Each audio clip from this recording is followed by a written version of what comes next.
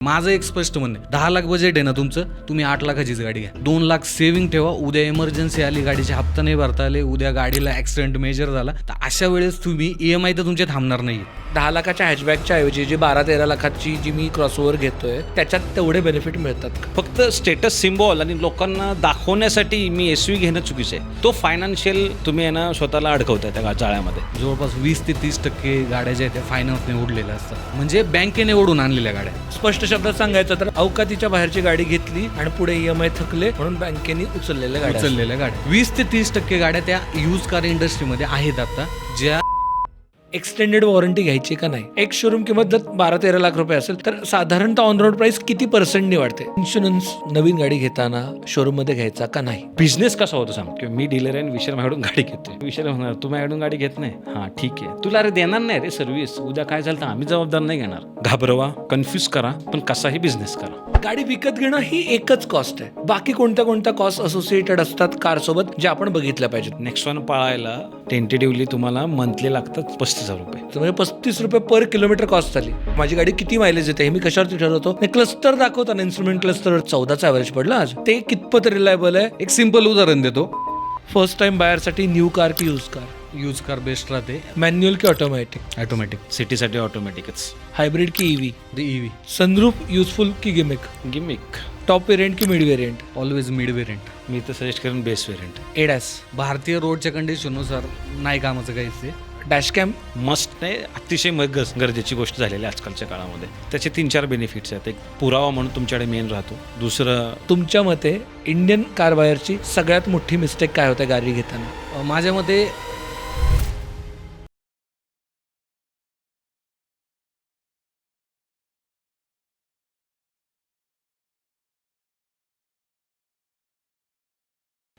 Hi hello नमस्कार. तुमच्या सगळ्यांचं मनापासून खूप खूप स्वागत आहे धनदौलतच्या या खास एपिसोडमध्ये. आपण मागच्या एपिसोडमध्ये बोललो होतो की आपण पैसे कमवतो कशासाठी, तर आपण पैसे कमवतो खर्च करण्यासाठी. आणि आपण कायम इन्व्हेस्टमेंट, सेविंग्ज आणि या सगळ्या गोष्टींबद्दल बोलतो. पण खर्च करण्यातला सगळ्यात महत्त्वाचा आणि आपल्या सगळ्यांचा आवडीचा खर्च असतो तो म्हणजे गाडी घेणं. आणि पहिली गाडी सगळ्यांसाठी इमोशनल असते आणि आपल्याला असं हवं असतं की व्हॅल्यू फॉर मनी पाहिजे. जे घेऊ आपण त्याचा मॅक्सिमम बेनिफिट झाला पाहिजे, मॅक्सिमम आनंद घेता आला पाहिजे. पण आत्ता आपल्याला असं होतं की अरे पेट्रोलचे रेट एवढे वाढत आहेत, मग मी पेट्रोल घेऊ का नाही, CNG परवडतं मग CNG घेऊ का नाही, EV घेऊ का नाही, त्यापेक्षा 1-2 लाख रुपये एक्स्ट्रा घालतो आणि डिझेल घेतो म्हणजे मायलेज जास्त पडेल. ह्या सगळ्या गोंधळात नक्की काय. रोडची कंडिशन खराब आहे, कॉम्पॅक्ट SUV तरी घेतो किमान म्हणजे पाठीला त्रास नाही होणार. जरा कार एन्थुझियास्ट आहे, मला बाहेर फिरता येईल. नक्की कोणत्या गोष्टींवरती गाडी ठरवायची. गाडी घेताना काय क्रायटेरियाज लावले पाहिजेत. कोणत्या क्रायटेरियाज हे कॉस्ट इफेक्टिव्ह असू शकतात. कोणत्या बेसिक चुकांमुळं तुम्हाला 1-2 लाख रुपयाचा फटका बसू शकतो. या सगळ्या गोष्टींवरती बोलायला मराठीमधले 2 दिग्गज कॉन्टेंट क्रिएटर्स आपल्यासोबत आहेत, जे मराठी आणि ऑटो असं जर 2 गोष्टी एकत्र केल्या तर जी 2 नावं येतात ती 2 नावं आपल्यासोबत आहेत. मराठी कार न्यूजचे विशाल विधाटे सर आणि त्याचसोबत आहेत सुशील नावडकर सर, मराठी ऑटो गुरु. तुमचं दोघांचं खूप खूप स्वागत आहे. मी जेन्युनली सांगतो, मी इतके इंस्टाग्रामचे व्हिडिओज बघितलेत. मला डॅशकॅमसाठी तर मला इतकं ते डोक्यात बसलेलं आहे की डॅशकॅम नाही लावला तर अवघड होऊन जाईल. पण जोक्स असाइड, जेन्युनली आम्ही खूप दिवस झाला हा विचार करत होतो की गाडी घेताना आपला बऱ्याचशा चुका होतात आणि त्याच्यात खर्च म्हणजे लोकांशी बोलताना लक्षात आलं की, आणि प्रत्येकाचा गोंधळ. मी रिसेंटली एक आर्टिकल पण लिहिलं याच्यावरती की लोक इनिशियल कॉस्टवरनं ठरवतात की काय जास्त पडेल आणि काय मायलेज, पण ॲक्च्युअल कॉस्ट पर किलोमीटर कशी काढायचं ह्याचा अंदाज नसतो. मला सुरुवात इथून करायची आहे. गाडी घेताना कोणत्याही माणसाने काय गोष्टींकडे बघितलं पाहिजे, म्हणजे काय बेसिक क्रायटेरियाज असले पाहिजे त्याच्यावरती त्यांनी गाडी घेतली पाहिजे. माझ्या मते गाडी घेताना एकतर भरपूर लोक हा विचार करतात माझी फॅमिली किती मोठी आणि माझ्या फॅमिलीची गरज कशी. ह्या ज्या गोष्टी असतात ह्या खूप महत्त्वाच्या असतात. प्लस मला गाडी कुठे चालवायची. रुरल एरिया असतील जिथे थोडीशी एक रगीड गाडी असणं गरजेचं आहे, जेणेकरून थोडंसं खराब रोड असेल त्या ठिकाणी चालेल, किंवा भरपूर शेतातलं काही साहित्य वगैरे असतं ते घेऊन यावं लागतं. सो अशा थोड्याशा SUV टाईप गाड्या माझ्यामध्ये गावाकडे चालतात. सिटीमध्ये आता सध्या आपण पाहतो की खूप जास्त ट्रॅफिक होतं आहे, खूप गाड्या आहेत. तिथे कुठेतरी एक गरज कशी आहे, म्हणजे एकतर मला डेली ऑफिसला जायचं आहे की मला ऑफिसला जाण्यासाठी टू व्हीलर बेस्ट आहे, पण मी एक विकेंडला किंवा 2-3 आठवड्यात किंवा महिन्यातून एक ट्रिप अशी काढेल की जी नाही का थोडंसं बाहेर जाईल 100-150 किलोमीटर आणि परत येईल. आणि एक 6 महिन्यातून एखादी लाँग ट्रिप करेल. सो अशा गोष्टींचा विचार करून जर कमी रनिंग असेल तर अशा कंडिशनला एक पेट्रोल गाडी माझ्या मते आज एक सेन्सेबल डिसिजन असू शकतो. आणि एक असतं बजेट. आपल्याकडं जसं तुम्ही सांगितलं की आर्थिक स्थितीनुसार आपण हा जो पॉडकास्ट येतो घेतो आहे, भरपूर असं असतं की लोक गाडी घेताना आहे ना बजेटच्या बाहेर जातात. आता माझं बजेट एक 6 लाख आहे किंवा 7 लाख आहे मॅक्झिमम. तर तिथे जे ऑप्शन ज्यावेळेस ते पाहतात तर मग तिथे शोरूममध्ये गेल्यानंतर भरपूर शोरूमवाले सांगतात की सर मग तुम्ही थोडंसं अजून 1-2 लाख रुपये जास्त घालवले तर मग तुम्ही अजून चांगली गाडी घेऊ शकता, ज्याच्यात सनरूफ वगैरे येईल, थोडंसं मोठा स्पेस वगैरे येईल. पण ते खरंच गरज आहे का आपल्याला, ते सुद्धा पाहणं गरजेचं आहे. आणि एक मेन गोष्ट आजच्या घडीला खूप गरजेची आहे की आपली स्वतःची पार्किंग आहे का. आपण पुण्यासारख्या शहरामध्ये ज्यावेळेस रात्रीच्या वेळेस फिरतो, आपण रस्त्याच्या दुतर्फा पाहतो गाड्या लावलेल्या असतात, भरपूर पाणी फ्लड असेल, इतर गोष्टीमुळे गाड्या खराब होतात. त्यामुळे स्वतःची पार्किंग आहे का हे सुद्धा आजच्या घडीला माझ्या मते पाहणं गरजेचं आहे. सो अशा बेसिक काही गोष्टी असतात, बजेट असेल, त्यानंतर आपलं जे रनिंग आहे त्यानुसार गाडी डिसाईड करणं गरजेचं असतं. बाकी सुशील, तुझं काय ओपिनियन आहे याच्यावर? बघा, गाडी घेणं सर्वांचं स्वप्न आहे. ओके, नक्कीच तुम्ही घेतली पाहिजे, कारण लाईफ आहे, एन्जॉय केली पाहिजे. बट घेताना बऱ्याच गोष्टींचा विचार करा. जेव्हा तुम्ही 3-4 वर्षानंतर त्या गाडीकडे पाहाल तेव्हा असं वाटलं नाही पाहिजे की तुम्ही चुकलाय. तुम्हाला असं नेहमी वाटलं पाहिजे की भारी गाडी घेतली, मी सॅटिस्फाईड आहे.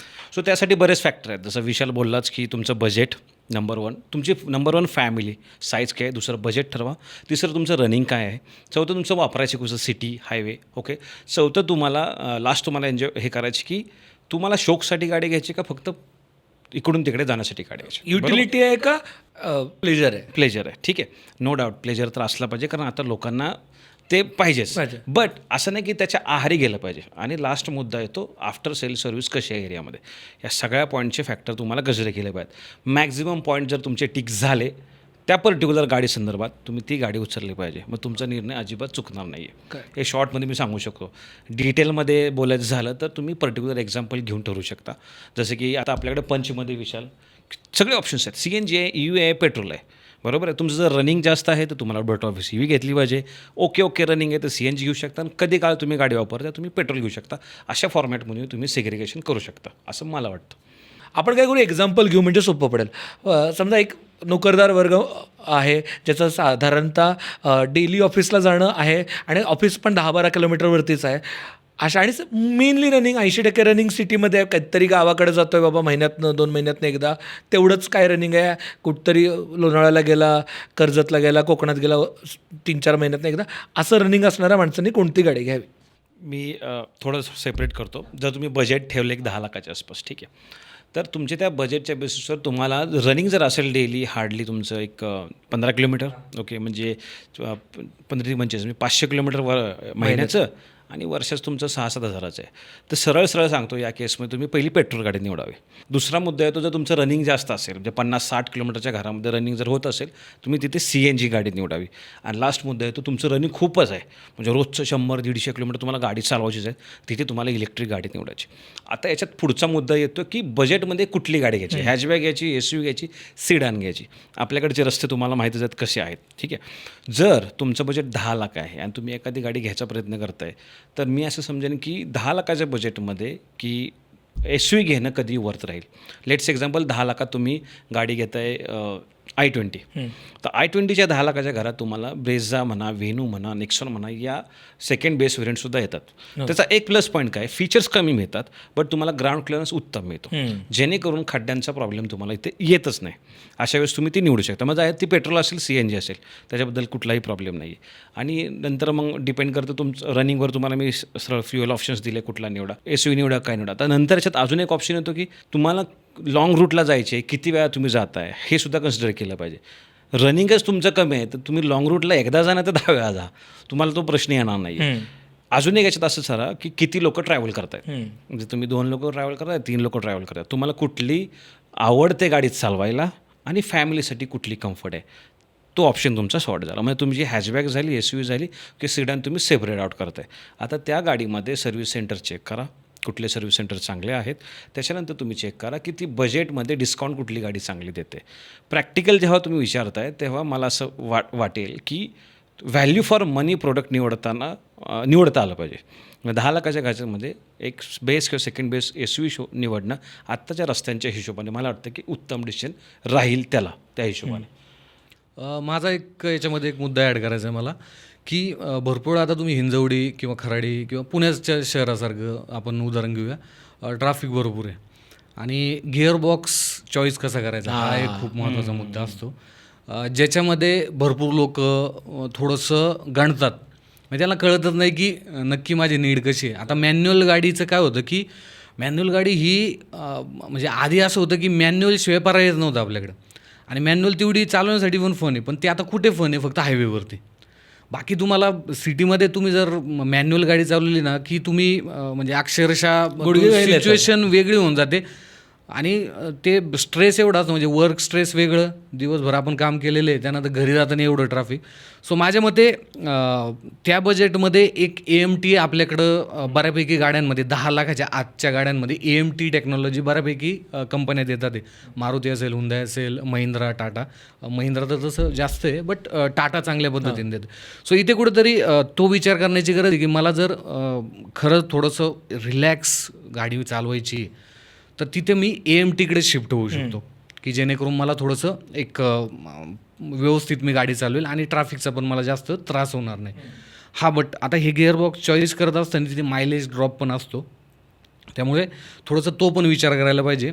जर तुम्ही टाटासारखा ब्रँड पाहिला जो तुम्हाला CNGमध्ये सुद्धा AMT देतो, टियागोमध्ये आहे, पंचमध्ये आहे, जो 10 लाखाच्या बजेटमध्ये तुम्हाला एक सेन्सेबल डिसिजन असू शकतो बरं का, जिथे तुम्हाला थोडंसं इंजिनिअरिंग किंवा फिट अँड फिनिश लेवलमध्ये थोडंसं कॉम्प्रोमाइज करावे लागेल.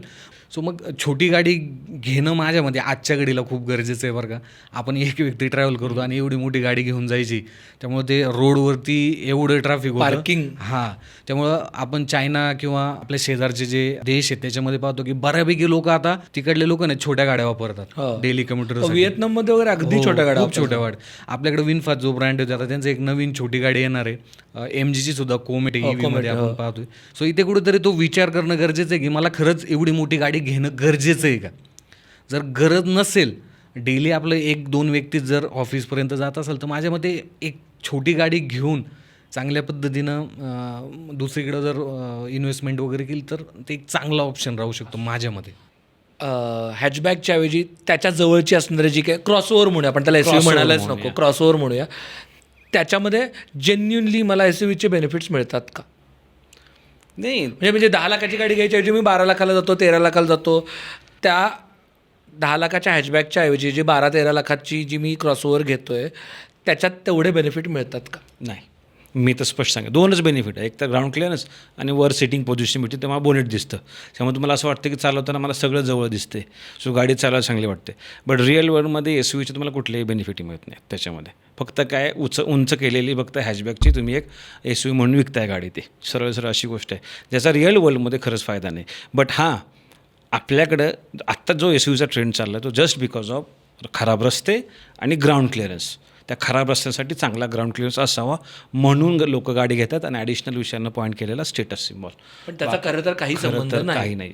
मग असं जर होतं तर मग 2010-12 जेव्हा फक्त SUV आणि सिडान आणि हॅचबॅकचंच होतं त्यावेळेस तर रस्ते अजून खराब होते. त्यावेळेस का नाही होते? त्याचं जे आता रस्ते अजून चांगले आलेत कम्पेअर टू त्यावेळेस, पण रस्ते चांगले झाले तरी देखील SUV जातात जस्ट बिकॉज ग्राउंड क्लिअरन्स आणि स्टेटस सिम्बॉल. बाकी कुठलाही त्याचा ॲज अ मेजर बेनिफिट नाही. तिथे तुम्हाला मेंटेनन्स कॉस्ट पण वाढते. मेंटेनन्स कॉस्ट वाढते. आता तुम्ही आपण फ्युएलबद्दल बोललो, त्याच्यानंतर साधारणतः हॅचबॅक SUVबद्दल बोललो, तर समजा थोडंसं हॅचबॅक SUVबद्दल थोडं डीप जाऊया की हॅचबॅक, कॉम्पॅक्ट SUV, MUV ह्या जे प्रकार आहेत मेजर गाड्यांचे, ते कोणत्या युजरसाठी सुटेबल आहेत?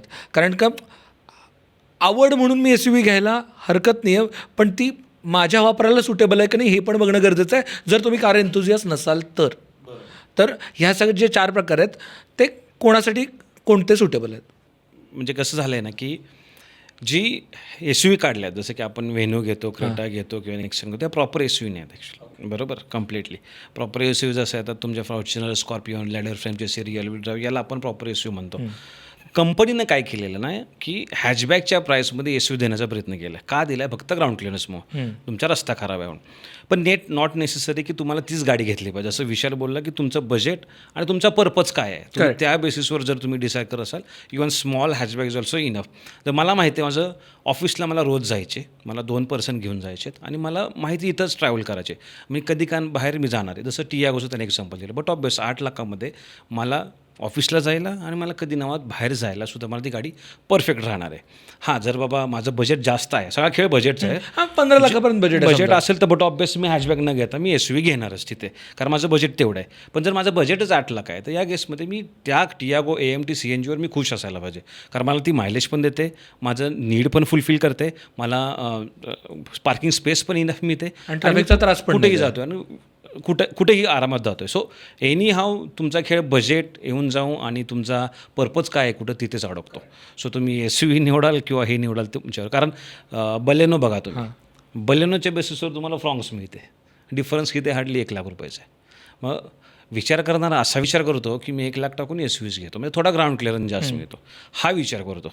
सो कुठेतरी जे कंपनीनं माणसांच्या मनामध्ये घुसलेत ते याच फॅक्टरमध्ये घुसलेत की मला हॅचबॅकमध्ये यांना एस यू व्ही प्रोव्हाइड करायचं, पण म्हणजे ग्राउंड क्लिअरन्स. माझा मुद्दा फायनान्स पर्स्पेक्टिव्ह हा असेल की जे काही 5-10% मी एक्स्ट्रा देतोय हॅचबॅकवरती for SUV, that is only for ground clearance. Ground क्लिअरन्ससाठी जो मी 10% एक्स्ट्रा प्रीमियम देतोय, is it worth it? Not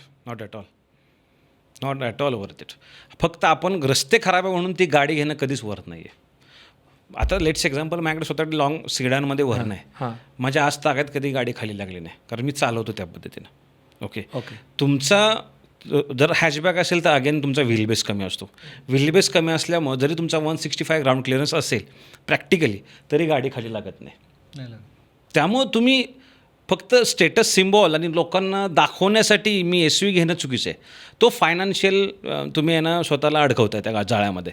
तिथं तुम्ही सेन्सिबल हॅचबॅकच घेतली पाहिजे. तुमचे, मी जसं बोललो इनिशियली की तुमचे मॅक्झिमम पॉईंट स्टिक झाले पाहिजेत. कारण म्हणजे याच्यावरतीच मला थोडं परत आपण जरा डीप जाऊया. कारण काय होतं आहे, इतकं मीडिया नरेटिव्ह दिसतं आहे की रोड खराब आहेत, खड्डे खूप आहेत, सतत हे होतं आहे, पाठदुखी वाढती आहे, तुम्हाला बसता म्हणून हॅचबॅक नका घेऊ, म्हणून सीधान तर आता मार्केटमधून गायब होईल का काय इतपत भीती वाटायला लागली आहे. ह्याच्यासाठी SUV घेणं योग्य आहे का? As a car expert what would you suggest? तर माझ्या मते आजकालच्या भारतीय फॅमिली आपण जर पाहिल्या तर तो काळ आता गेलेला आहे की मी आता सगळ्यांनाच घेऊन सोबत चाललेलो आहे. त्यामुळे 5 सीटर गाडी घेणं खूप गरजेचं आहे.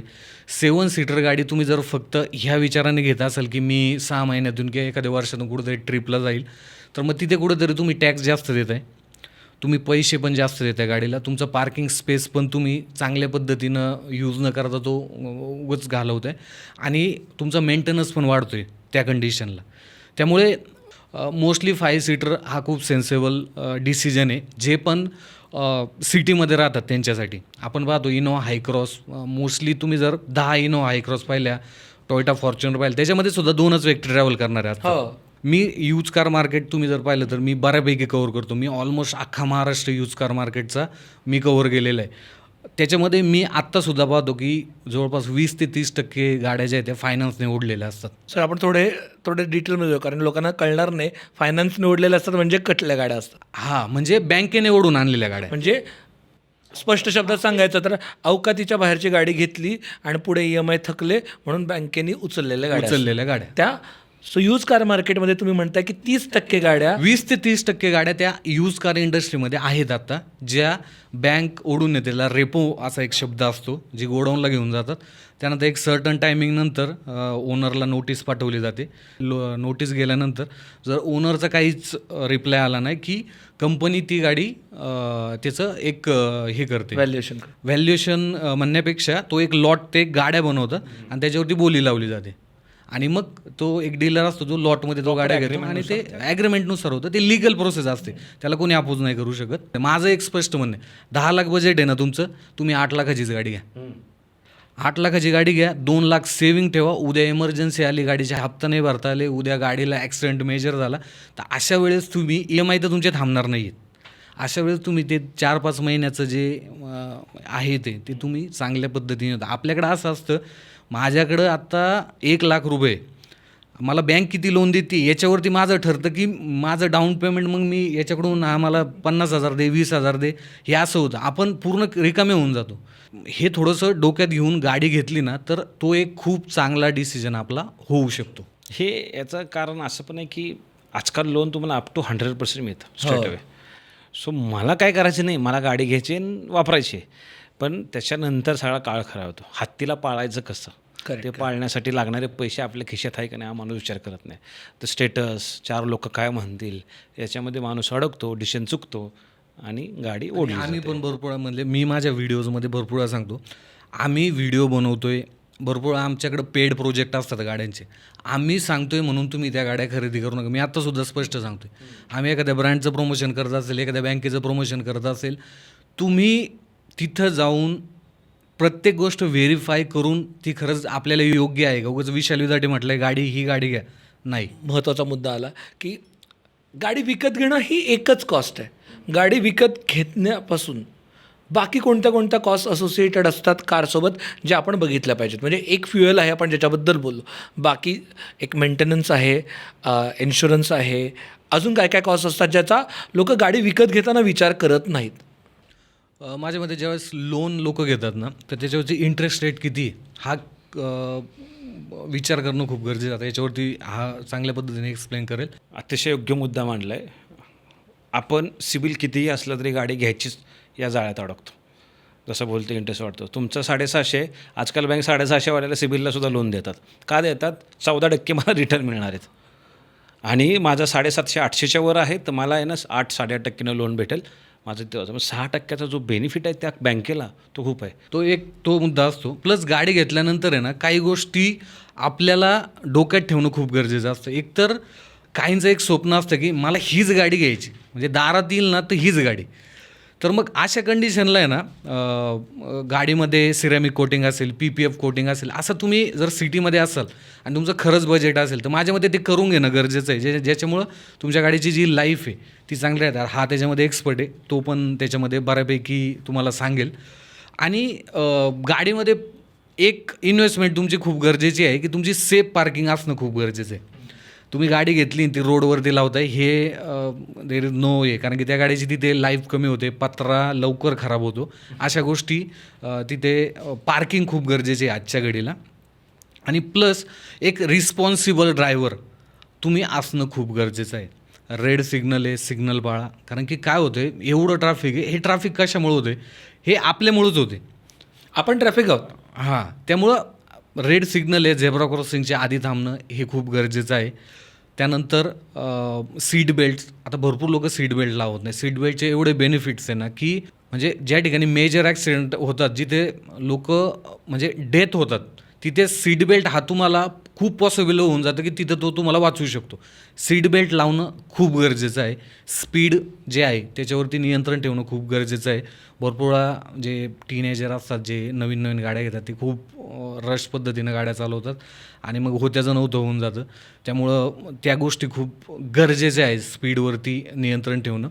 आणि बाकी तर काय, गाडी घेताना माझ्यामध्ये 6 एअरबॅग स्टँडर्ड जर असतील गाडीमध्ये, आता बऱ्यापैकी सगळ्याच गाड्यांमध्ये येतात ते, बट 6 एअरबॅग जर असतील, सीट बेल्ट व्यवस्थित लावलेलं वगैरे असेल, तर माझ्या मते ह्या गोष्टींचं जर लक्ष दिलं तर बऱ्यापैकी आपण एक रिस्पॉन्सिबल कार ड्रायव्हर किंवा कार ओनर म्हणून आपण एक चांगल्या पद्धतीनं गाडी पण चालून त्याची लाईफ पण वाढून जाते तुम्हाला, असा एक मुद्दा आहे.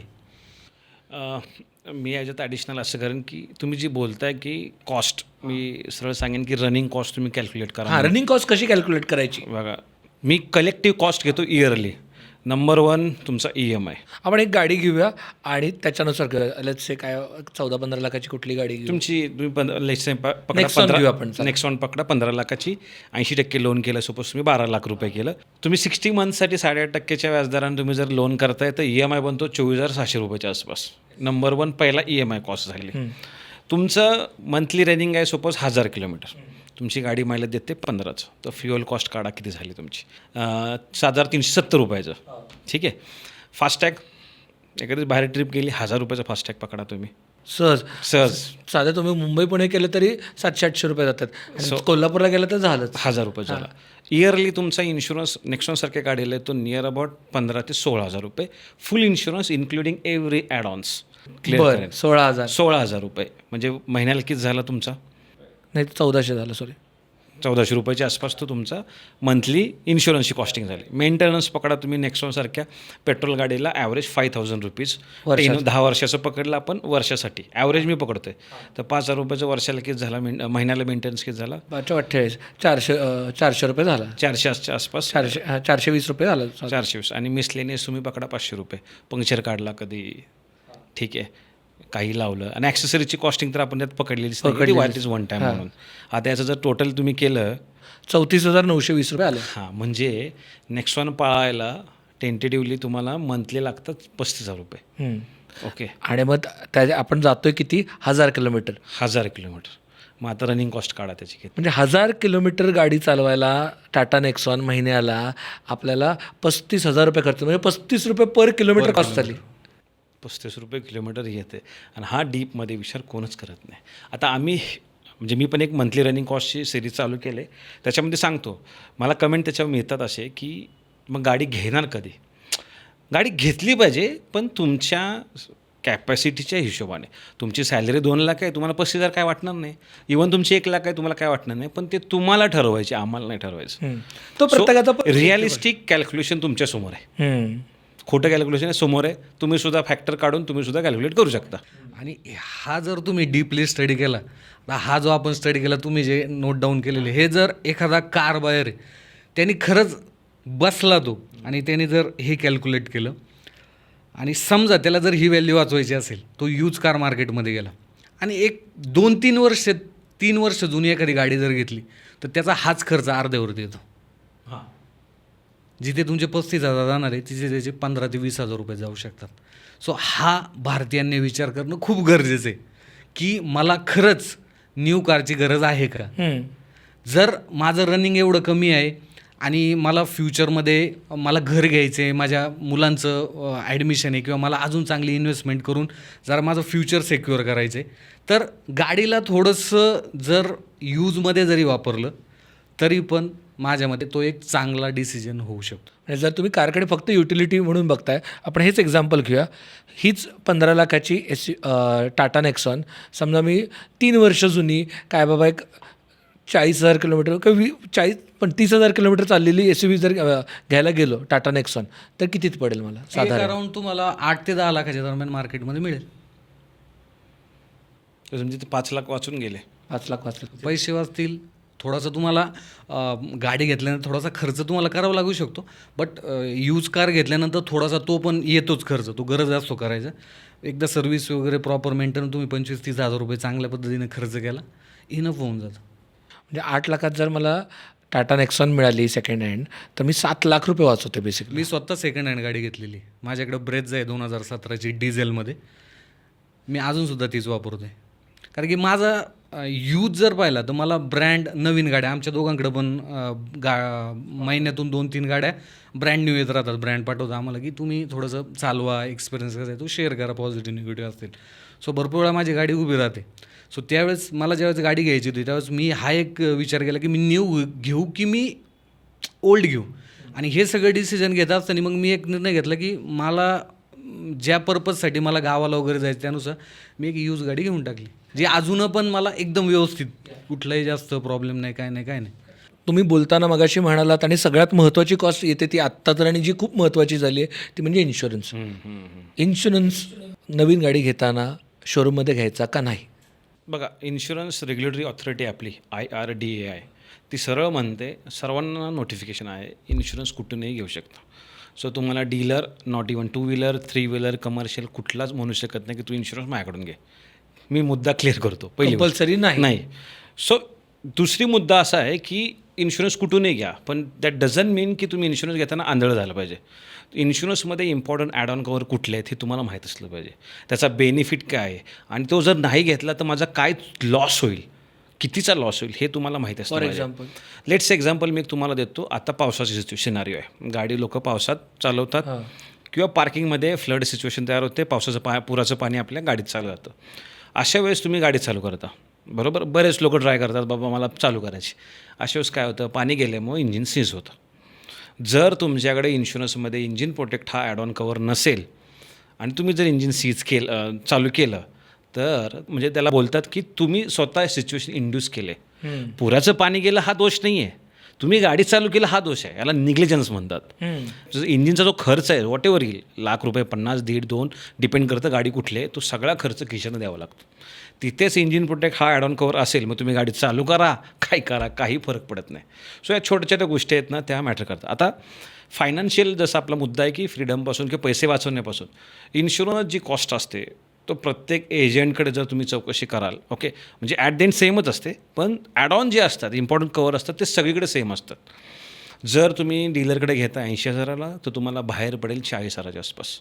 50% अमाऊंट तुम्ही वाचू शकता.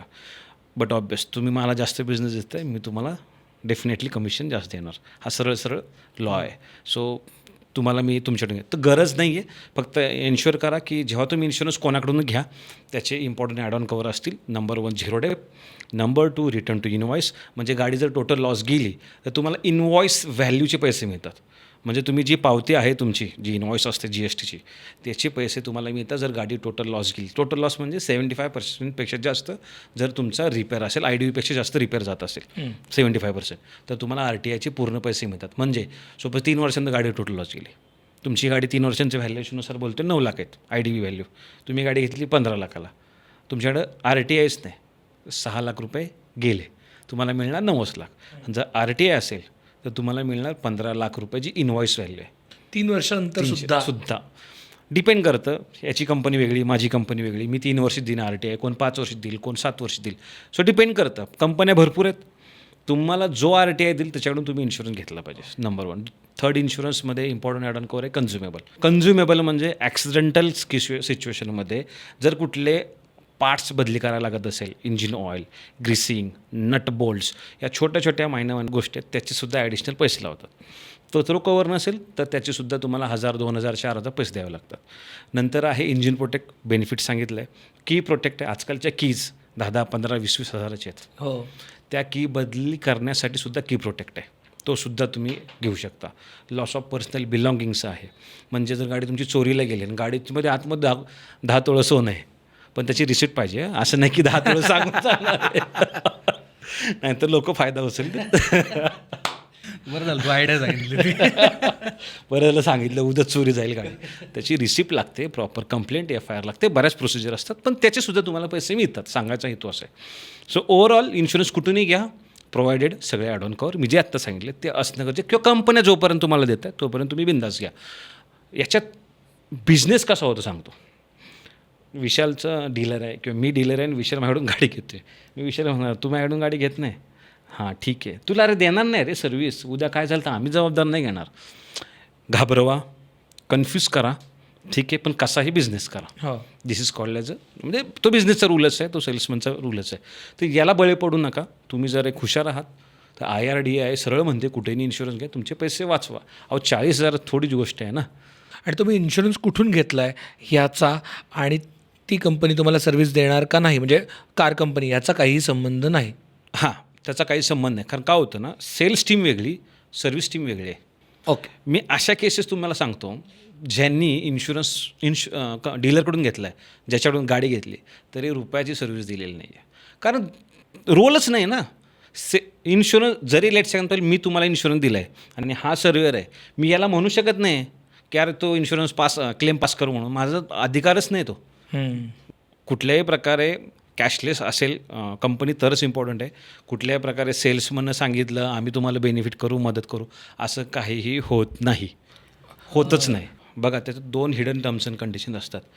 जशी तुम्ही IDV चेंज करता तसे तुमचे कोड चेंज होतं. जसं IDV म्हणजे इन्शुरन्स डिक्लेअर्ड व्हॅल्यू, म्हणजे ही गाडी मी विकले, ठीक आहे, 15 लाखाची गाडी, पण ही इन्शुरन्स कंपनीनुसार ही 12 लाखाचीच गाडी आहे, त्याला बोलतात IDV.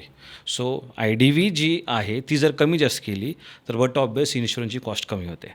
सोबतच त्याच्यामध्ये तुम्ही जर ॲड ऑन कवर्स कमी जास्त केले तर देखील इन्शुरन्सची कॉस्ट कमी जास्त होते. बरोबर. सो जेव्हा विशाल तू बोलतोय की तुला इन्शुरन्स घेता आहे तेव्हा तू 4 एजन्सीमध्ये तू चेक करू शकतोस. एक तर डीलरचं कोट घ्यायचं, सेम ॲड ऑन कवरचं, सेम IDVचं, अनलिमिटेड कवरचं, अनलिमिटेड क्लेम कवरचं. सोबतच एजन्सी ऑनलाईन जा, पॉलिसी बाजार आहे, भरपूर कंपन्या आहेत. मी रिसेंटली ॲको इन्शुरन्स सोबत एक पेड व्हिडिओ केला होता. मला त्यांचं थोडंसं म्हणजे मी प्रमोशन नाही करत आहे त्याचं, बट मला त्यांची त्यांच्या वेबसाईटवरती किंवा त्यांच्या ॲपवरती मला एक त्यांचं खूप आवडलं की तुम्ही जे व्हेरियंट घेत आहे, लेट्स से आपण ब्रेझाचं ZXi व्हेरियंट घेतो आहे, तर तुम्ही तिथं ते टाकायचं की ब्रेझा ZXi पेट्रोल सगळं काही, आणि मग ते खाली सगळं कॅल्क्युलेट होऊन येतं की काय ॲड ऑन करायचं आहे, त्याची किती किंमत आहे, गाडीची IDV व्हॅल्यू किती आहे, हे त्याच्यावरती त्यांच्या ॲपवरती खूप चांगल्या पद्धतीने येत होतं. ज्यावेळेस माझं त्यांच्याशी बोलणं ॲकोवरती चालू पण होतं. चेक करू शकतो. हां, कारण की ॲको पण आता बऱ्यापैकी मोठा प्लॅटफॉर्म आहे. सो सोशल मीडियावरती जे व्ह्युअर आहेत ज्यांना गाडी घ्यायची आहे ते चेक करू शकतात. मगाशी तुम्ही म्हणालात की 15,000 रुपयात नेक्सॉनचा, 16,000 रुपयात नेक्सॉनचा इन्शुरन्स मिळाला, ते काय? हां, म्हणजे मी एक तुम्हाला टेंटेटिव्ह सांगितलं. आता पहिल्या वर्षीला 50,000 आहे. इन्शुरन्स नेहमी असतो 1+3, म्हणजे 1 वर्षाचा फर्स्ट पार्टी, त्यालाच कॉम्प्रिहेन्सिव्ह इन्शुरन्स बोलतात, आणि 3 वर्षाचा असतो third party. Third party compulsory असतो, जो की तुम्ही कोणाला ठोकलं तर लेट्स एक्झाम्पल तुमची उद्या कॅपॅसिटी नाही त्याचा खर्च भरून द्यायचा, मग कोणतरी पाहिजे ना तिसरा पर्सन. म्हणून इन्शुरन्स कंपनी काय म्हणते, तुमच्या आणि त्या थर्ड पर्सनच्या मध्ये ॲग्रीमेंट करते, त्याला थर्ड पार्टी बोलतात. आणि थर्ड पार्टी इन्शुरन्स कंपल्सरीच आहे ना? कंपल्सरी. जसं विशाल बोलला की ॲकोवर तुम्ही काढा, पॉलिसी बाजार काढा, थर्ड पार्टी इन्शुरन्स एजंट असतात त्यांच्याकडून कोट्स घ्या, मल्टिपल रिन्यू बाय आहे, भरपूर विजा आहे, भरपूर कंपनीज आहेत. तुमच्या ओळखीतला न्यू इंडियाचा किंवा GICचा कुठला एजंट असेल त्याला इव्हन तुम्ही पर्टिक्युलर डायरेक्ट कंपनीला सुद्धा मागू शकता, न्यू इंडियाकडून घ्या. सो ते कोट घेऊन तुम्ही मॅच करा. ओके, तुम्हाला सरळ डिफरन्स समजेल आणि तो तुम्ही जो कमी वाटेल विथ मॅक्झिमम बेनिफिट तो इन्शुरन्स उचला. मला गाडीच्या इन्शुरन्सबद्दलच 3 डाऊट्स आहेत. एक म्हणजे आत्ता बऱ्यापैकी फ्लडिंग आणि ह्या सगळ्या गोष्टी होतात, तर मध्ये अशा न्यूज आल्या होत्या की काहीतरी कवर घेतलं नव्हतं त्याच्यामुळं फ्लड आला, गाडीचं इन्शुरन्स म्हणली आमची काही चूक नाही, तुम्ही चुकीच्या ठिकाणी पार्क केली होती, आम्ही रिस्पॉन्सिबल नाही. अशा काय काय केसेसमध्ये इन्शुरन्स कंपनी पैसे देत नाही. भरपूर टर्म्स अँड कंडिशन्स असतात. एक मोठी लेट्स एक्झाम्पल, पुढे पाणी साचले, ठीक आहे, आणि तुम्हाला माहिती आहे पुढे पाणी साचली, मी जर गाडी घेऊन गेलो तर बंद पडेल. पाणी साचले तो तर नैसर्गिक आपत्ती आहे, पण तुम्ही गाडी घेऊन जाते चुकीचं आहे ना. बट तुम्ही जर गाडी पार्क केलेली आहे, ओके, आणि जर पाणी फ्लडिंग म्हणजे पूर आला आणि पुराचं पाणी गाडीत गेलं, अशा केसमध्ये इन्शुरन्स कंपनी देते. इन्शुरन्स कंपनी निग्लिजन्स पाहते, तुमच्या चुका शोधते.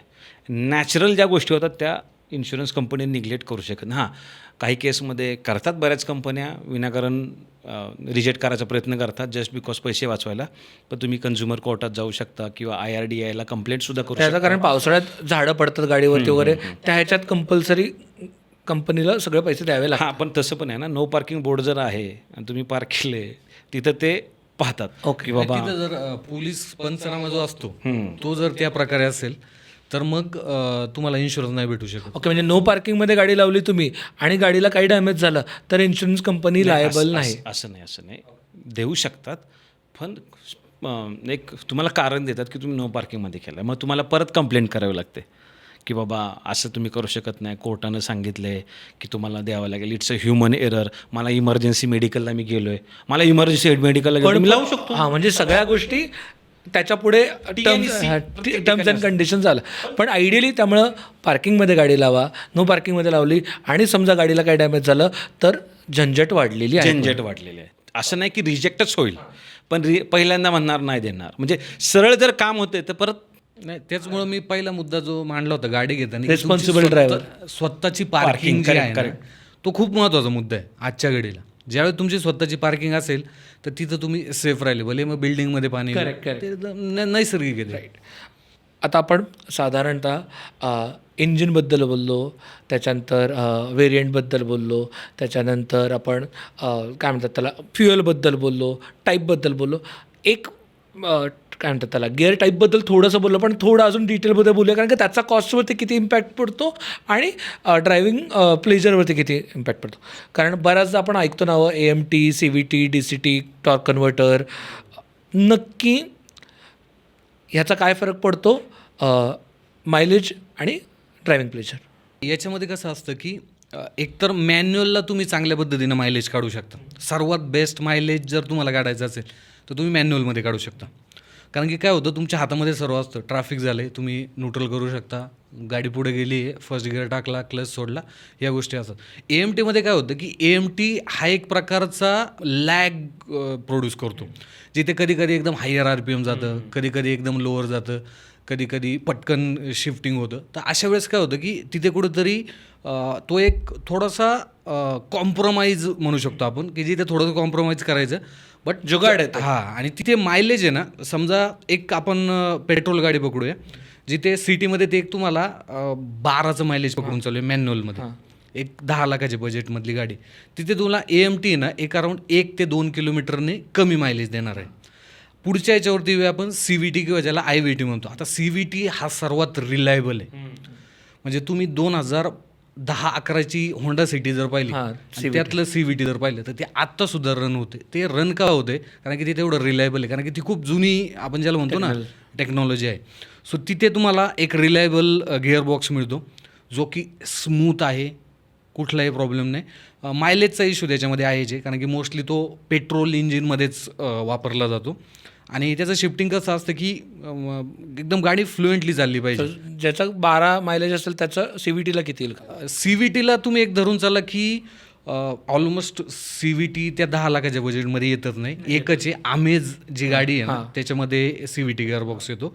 सो तिथे पण तुम्ही धरून चालला की तुम्हाला एक 10 ते 12चं मायलेज सिटीमध्ये ते दिलं. हायवेवरती तुम्ही गेले तर एक अराऊंड 15-16चं मायलेज तुम्ही 1,500 CCचं जे पेट्रोल इंजिन आहे त्याच्याकडून घेऊ शकता, जे की सुशील भाऊ आपले तेच चालवतात आणि पेट्रोल इंजिन त्यांचं आहे वेर्नाचं. सो ते एक IVT CVT झालं. IVTचं एक निगेटिव्ह मुद्दा असा आहे, जो की आपण SUVमध्ये पाहतो, जे की क्रेटा, सेल्टॉस या गाड्यांमध्ये, जो की तिथे मायलेज ड्रॉप आहे. ह्या गाड्यांमध्ये तुम्हाला 8-9चं मायलेज सिटीमध्ये मिळतं. म्हणजे मॅन्युअलला 12 असेल तर IVTला 8-9 आहे हां, सिटीमध्ये. सिटीमध्ये. हां, हायवेवरती थोडंसं जास्त देते ती 13-14च्या दरम्यान 1500 CCच्या इंजिनला. CC लक्षात ठेवा, कारण की मोस्टली IVT किंवा CVT जो गिअरबॉक्स आहे ना, हा 1500 CCच्या आसपास येतो, चालतो तो. करेक्ट. त्याच्यावरती कुणीही देत नाही. हां. आणि त्यानंतर आपण DCTकडे गेलो, जिथे ड्युअल क्लच ट्रान्समिशन आहे. अल्ट्राज आणि या सगळ्या गाड्या. नाही, त्याच्यामध्ये थोडंसं जुगाड करून त्यांनी DCA केलेलं आहे. बट सियारामध्ये DCT आहे, हायपिरियन इंजिनमध्ये. बट DCT आपल्याकडे फेमस कधी झालं, जेव्हा ते व्हेन्यूमध्ये आलं होतं. व्हेन्यूनंतर ते क्रेटामध्ये आलं, क्रेटानंतर सेल्टॉसमध्ये आलं, आणि आता बऱ्यापैकी त्याची जी व्याख्या आहे स्कोडा वोक्सवॅगनने DSG केलेली आहे. याच्यामध्ये प्रॉब्लेम काय माहिती आहे का, ते वाटतं ड्युअल क्लच वगैरे सगळं आहे, बट त्याच्यामध्ये सुद्धा थोडासा जो लॅग आहे ना, जो स्टार्टिंगला आहे तो आहे त्याच्यामध्ये. आणि DCT गिअरबॉक्स आहे ना, हिटिंगचे कस्टमरला प्रॉब्लेम येतात. लोअर RPMला जेव्हा जास्त सिटीमध्ये ती गाडी चालते ना, तर तिथे कुठंतरी गिअरबॉक्सला प्रॉब्लेम येते, कारण की ते बनवलेलेच आहेत परफॉर्मन्ससाठी. दुसरा तुमचा क्लच ऑलरेडी एंगेज राहायला लागतो ना, तर मग तिथे कुठेतरी येतं, तिथे फ्युल इफिशियन्सी जरा डाऊन होऊन जाते. Okay, got it. बट DCTचा एक फायदा आहे की DCT गिअरबॉक्स हा 1000 CCच्या इंजिनला सुद्धा सूट होऊन जातो, जसं की व्हेन्यूमध्ये त्यांनी दिलेलं आहे, सोनेटमध्ये आहे. देन आपण 1.5 लिटरचं जे टर्बो इंजिन आहे किया हुंदाई वापरते, इवन आपल्या सियारामध्ये सुद्धा आहे हायपिरियन इंजिनमध्ये. सो तिथे कुठेतरी हे आहे. सो हे ना गिअरबॉक्सचे जे प्रकार आहेत हे बजेटनुसार आपण धरून चालू आहे. 10 लाखाचं बजेट असेल तर AMT, 15 लाखापर्यंत तुम्ही जात असाल तर CVT, आणि 15 लाखाच्या पुढं 20, 25, 30 लाखापर्यंत तुम्ही जात असाल तर जो DCT किंवा DSG. आता याच्यामध्ये जसा CVT रिलायबल आहे तसा टॉर्क कन्व्हर्टर पण तेवढाच रिलायबल आहे, कारण की ती पण ओल्ड टेक्नॉलॉजी, जे की मोस्टली महिंद्रा जास्त XUV700ला आहे, स्कॉर्पिओला आहे. देन त्यांनी कुशाकला पण आहे, 3XOला सुद्धा दिलेला आहे. हा कुशाकला पण आहे. स्कॉडामध्ये आहे. कुशाकला आय थिंक 1 लिटरच्या टॉर्क 1 लिटरला ते 1.5 मध्ये DSG देतात. सगळ्यात म्हणजे मारुती ब्रेझा हां, ब्रेझामध्ये टॉर्क कन्व्हर्टर आहे. म्हणजे ब्रेझा आम्ही का नाव घेतलं, लॉन्च इव्हेंट आहे लवकरच 24ला चालवायचे. 1.5 लिटरचं इंजिन त्या सेगमेंटमध्ये पेट्रोल देणारी गाडी विथ टॉर्क कन्व्हर्टर तेवढीच आहे. वाव, टॉर्क कन्व्हर्टर दिलं ब्रेझाला. नाही, पण त्यांनी टॉर्क कन्व्हर्टर दिलं आहे, बट ते इंजिन तेवढं म्हणजे नाहीच आहे. म्हणजे तुम्हाला तो gear box gear box capable आहे, पण त्याला पॉवर जी येणार आहे ना ती येणे आहे ना नॅचरली ॲस्पिरेटेड आहे. तिथे कुठेतरी तुम्हाला ती हळूहळू पॉवर येते. Correct. तिथे जर टर्बो चार्जर असतं तर तुम्हाला ते क्विक गिअर शिफ्टिंग करून तुम्ही गाडी- पटापट पुढे गेले असते. अजून एक मुद्दा आपण कॉस्टिंगबद्दल काढत होतो आणि त्याच्यात काय होतं, मी गाडी कशी चालवतो किंवा माझी गाडी किती मायलेज येते हे मी कशावरती ठरवतो. मला ते पुढे ते दाखवताना इन्स्ट्रुमेंट क्लस्टर दाखवताना इन्स्ट्रुमेंट क्लस्टरवरती की 14चं ॲव्हरेज पडलं आज, ते कितपत रिलायबल आहे versus actually old school method tankful to tankful करायचं आणि किती किलोमीटर काढले ते डिवाईड करायचं. त्याचा एक कॅल्क्युलेट करण्याची पद्धत असते. एक तर तुम्ही एका पॉईंटवरून दुसऱ्या पॉईंटवरती गेले, त्यानंतर तुम्ही तिथं गाडी स्टॉप केली आणि त्यानंतर तुम्ही तिथे चेक करा. रिअल टाईम डाटा येतो त्याच्यामध्ये. तुम्ही किती तास गाडी चालवली, तुमचं डिस्टन्स किती कवर झालं आणि तुमच्या गाडीने मायलेज किती दिलं. हे साधं सोपं गणित असतं. आता प्रत्येकजण फ्यूल टँक फुल करेल आणि एका ठिकाणी जाईल आणि परत फ्यूल टँक भरेल आणि ते कॅल्क्युलेशन हे प्रत्येकाला शक्य नसतं. एक सिम्पल उदाहरण देतो. कंपनी जर 20चं ARI मायलेज क्लेम करत असेल तर तुम्ही धरून चालायचं की त्यातलं फक्त 60 ते 70% मायलेज तुम्हाला मिळणार आहे. म्हणजे 20 करत असेल तर एक अराऊंड 12, 13, 14च्या दरम्यान तुम्हाला ते मायलेज मिळणार आहे. त्याच्या व्यतिरिक्त तुम्ही हे नका करू. सिच्युएशन बदलते कुठं, ज्यावेळेस तुम्ही समृद्धी एक्सप्रेसवे, मुंबई आपला एक्सप्रेसवे आहे, मुंबई पुणे असेल किंवा कोल्हापूरला चालला आहे, अशा वेळेस तुम्ही क्रूज कंट्रोल जर सेट केलं तर एका सर्टन स्पीडला गाडी चालते आणि गाडीचं जे फ्यूल कन्झम्पशन आहे ते पण एकदम कॉन्स्टंट राहतं. अशा वेळेस तुम्हाला मायलेज खूप चांगलं भेटतं. सो अशा हायवेवरती तुम्हाला मायलेज चांगल्या पद्धतीनं गाडी देते. बट हे खूप लिमिटेड हायवे आहेत आणि अगेन तुमच्या ड्रायव्हिंगच्या स्टाईलवरती पण डिपेंडंट आहे. हां, ड्रायव्हिंगच्या स्टाईलवरती ते 2-3ने प्लस मायनस होऊ शकतं. बट धरून चालू नका की मला 18चं दिलेलं आहे मग 17चं भेटेल किंवा 18चं भेटेल. नाही, ड्रायव्हिंग ही खूप महत्त्वाची आहे. आता तुम्ही जशी गाडी चालवते मी चालू शकत नाही, हा पण चालू शकत नाही. प्रत्येकाची वेगळी पद्धत आहे चालवण्याची. पण असं नाही काय की एखादा खूपच हायवेवरती चाललेला आहे आणि तो जर फर्स्ट सेकंड गिअरवरती चालत असेल, ऑब्वियसली तिथं जे मायलेज आपल्याला 15चं मायलेज भेटणार आहे, फर्स्ट सेकंडवरती ते ऑब्वियसली 6-7चं भेटणार आहे. गाडी हिटअप होणार आहे. सो आता भरपूर मी माझ्या यूट्यूब चॅनलवरती जर व्ह्यूवर गेले तर तिथं मी मायलेज काढतो. आता ते मायलेज आम्ही कसं काढतो की मोस्टली आम्ही फ्यूल स्टेशनवरती जातो. जो फ्यूल टँक आहे तो फुल करायचा, रिसेट करायचं, trip A trip B odometer एकदा दाखवून द्यायचं आणि त्यानंतर ती गाडी चालवायची. आता माझी जी चालवण्याची पद्धत आहे ना ही मोस्टली मी खूप व्यवस्थित गाडी चालवतो. माझ्यासोबत जे गाडी बसलेले असतात ना त्यांना पण वाटतं की यार हे काहीतरीच थोडंसं म्हणजे खूप स्लो चालवतो. हां, बट मी थोडंसं कॉमन मॅनच्या हिशोबाने गाडी चालवतो, जो की एक 40-50% लोक आहेत की जे थोडंसं व्यवस्थित गाडी चालवतात, ट्रॅफिक रूल फॉलो करतात, स्पीड वगैरे. तर माझं असं असतं की मी एक 20-30% हायवे सिटीमध्ये गाडी चालवतो जिथे ट्रॅफिक कंडिशन बऱ्यापैकी असते आणि ते मी हायवेला घेऊन जातो. तिथे मोस्टली मी 90चं स्पीड कॉन्स्टंट ठेवतो, 85-90चं. आपल्या भारतामध्ये सुद्धा तुम्ही हायवे जर पाहिले तर 90-100चं स्पीड मॅक्झिमम. आणि हे स्पीड का ठेवायचं असतं कारण की आपण हायवेवर चालताना असताना कुठे एखादं जनावर येईल, कुठं टू व्हीलरवाला येईल, कुणी कुठं ब्रेक मारेल हे आपण सांगूच शकत नाही. त्यामुळं तिथे ते जे स्पीड असतं ना त्याच्यावरती गाडी कंट्रोल करणं खूप बऱ्यापैकी इझी होऊन जातं. जिथे तुम्ही 120-130 जर असाल तर तिथे कुठंतरी गाडी स्लिप होणं, बाजूला जाणं हे असतं. 80-90चं स्पीड हे बऱ्यापैकी ठीक असतं. तर अशा कंडिशनला आम्ही गाडी चालवतो एक 150 ते 200 किलोमीटर आणि परत आम्ही फ्यूल स्टेशनला जाऊन फुल करतो आणि मग त्याचं कॅल्क्युलेशन काढतो आम्ही. त्याच्यामध्ये पण व्हेरिएशन आम्ही ठेवतो की 1 ते 2 किलोमीटरच्या दरम्यान तुम्ही व्हेरिएशन ठेवा कारण की प्रत्येकाची चालवण्याची पद्धत वेगळी असते. सो तसं आम्ही ते मायलेज कॅल्क्युलेट करतो. MIDचं टॅग ॲक्युरेट जर बोलायला गेलं तर माझ्यामध्ये तुम्ही त्याच्यामध्ये एक 20% मायनस धरा तुम्ही की व्हेरिएशन आहे त्याच्यामध्ये. MID एवढं ॲक्युरेट नाही दाखवत कारण की MID म्हणजे जे मला गाडीतल्या क्लस्टरवरती दिसतंय, जर क्लस्टरवरती 18 दाखवत असेल तर ते साधारणतः 15च आहे. 15 ते 16च्या दरम्यान. नॉट नेसेसरली की एव्हरी टाईम तुम्हाला 18 दाखवतं म्हणजे 18च येईल. कधी कधी 18चं पण टँक टू टँक बेसिसवर कॅल्क्युलेट केल्यावर बरोबर येतं, कधी कधी 16सुद्धा येतं. व्हेरी होतं. सो तुम्ही व्हेरिएशन पकडणं गरजेचं असतं. सो याच्यात मला असं यात ॲडिशनल करावंसं वाटतं की मायलेज काढायची जी सगळ्यात महत्त्वाची गोष्ट आहे त्याच्यावर फॅक्टर खूप इम्पॉर्टंट असतात. पहिला फॅक्टर असतो ट्रॅफिक. जर एकाच ठिकाणी सिग्नलवर 10 मिनटं थांबला आहे आणि तुमची गाडी जर मायलेज देत नाही तर गाडीमध्ये प्रॉब्लेम नाही येतो. जर तुमची खरंच जर ट्रॅफिक आहे तुम्ही कसं मायलेज काढणार? काढू शकत नाही. तुम्ही मायलेज एक्सपेक्ट केलंच नाही पाहिजे. मायलेज म्हणजे त्यानुसार तुम्ही एक्सपेक्ट केलं पाहिजे असं मी सरळ स्पष्ट करेन. तुम्ही हायवेवर चालताय हायवेनुसार एक्सपेक्ट करा. रहदारी थोडीफार आहे तसं मायलेज एक्सपेक्ट करा. सो या बेसिसवर काढा. आणि मायलेज काढायचं असेल तर 2 महत्त्वाचे आहेत. गाडी चांगली मेंटेन, टायर प्रेशर चांगले ठेवा आणि गाडी शांत पद्धतीत चालवा. आपण गाडी कॉस्टबद्दल सगळ्या एलिमेंट्सबद्दल बोललो. साधारणतः आपण कुठली ॲड बघितली तर एक्स शोरूम लिहितात. एक्स शोरूम आणि ॲक्च्युअल ऑन रोड प्राईस ह्याच्यात फरक असतो, सगळ्यांना माहिती आहे. त्यात कोणते गोष्टी असतात आणि त्यातल्या कोणत्या गोष्टी कंपल्सरी आहेत? On road pricing city wise वेगळे असते का स्टेट वाईज वेगळे असते.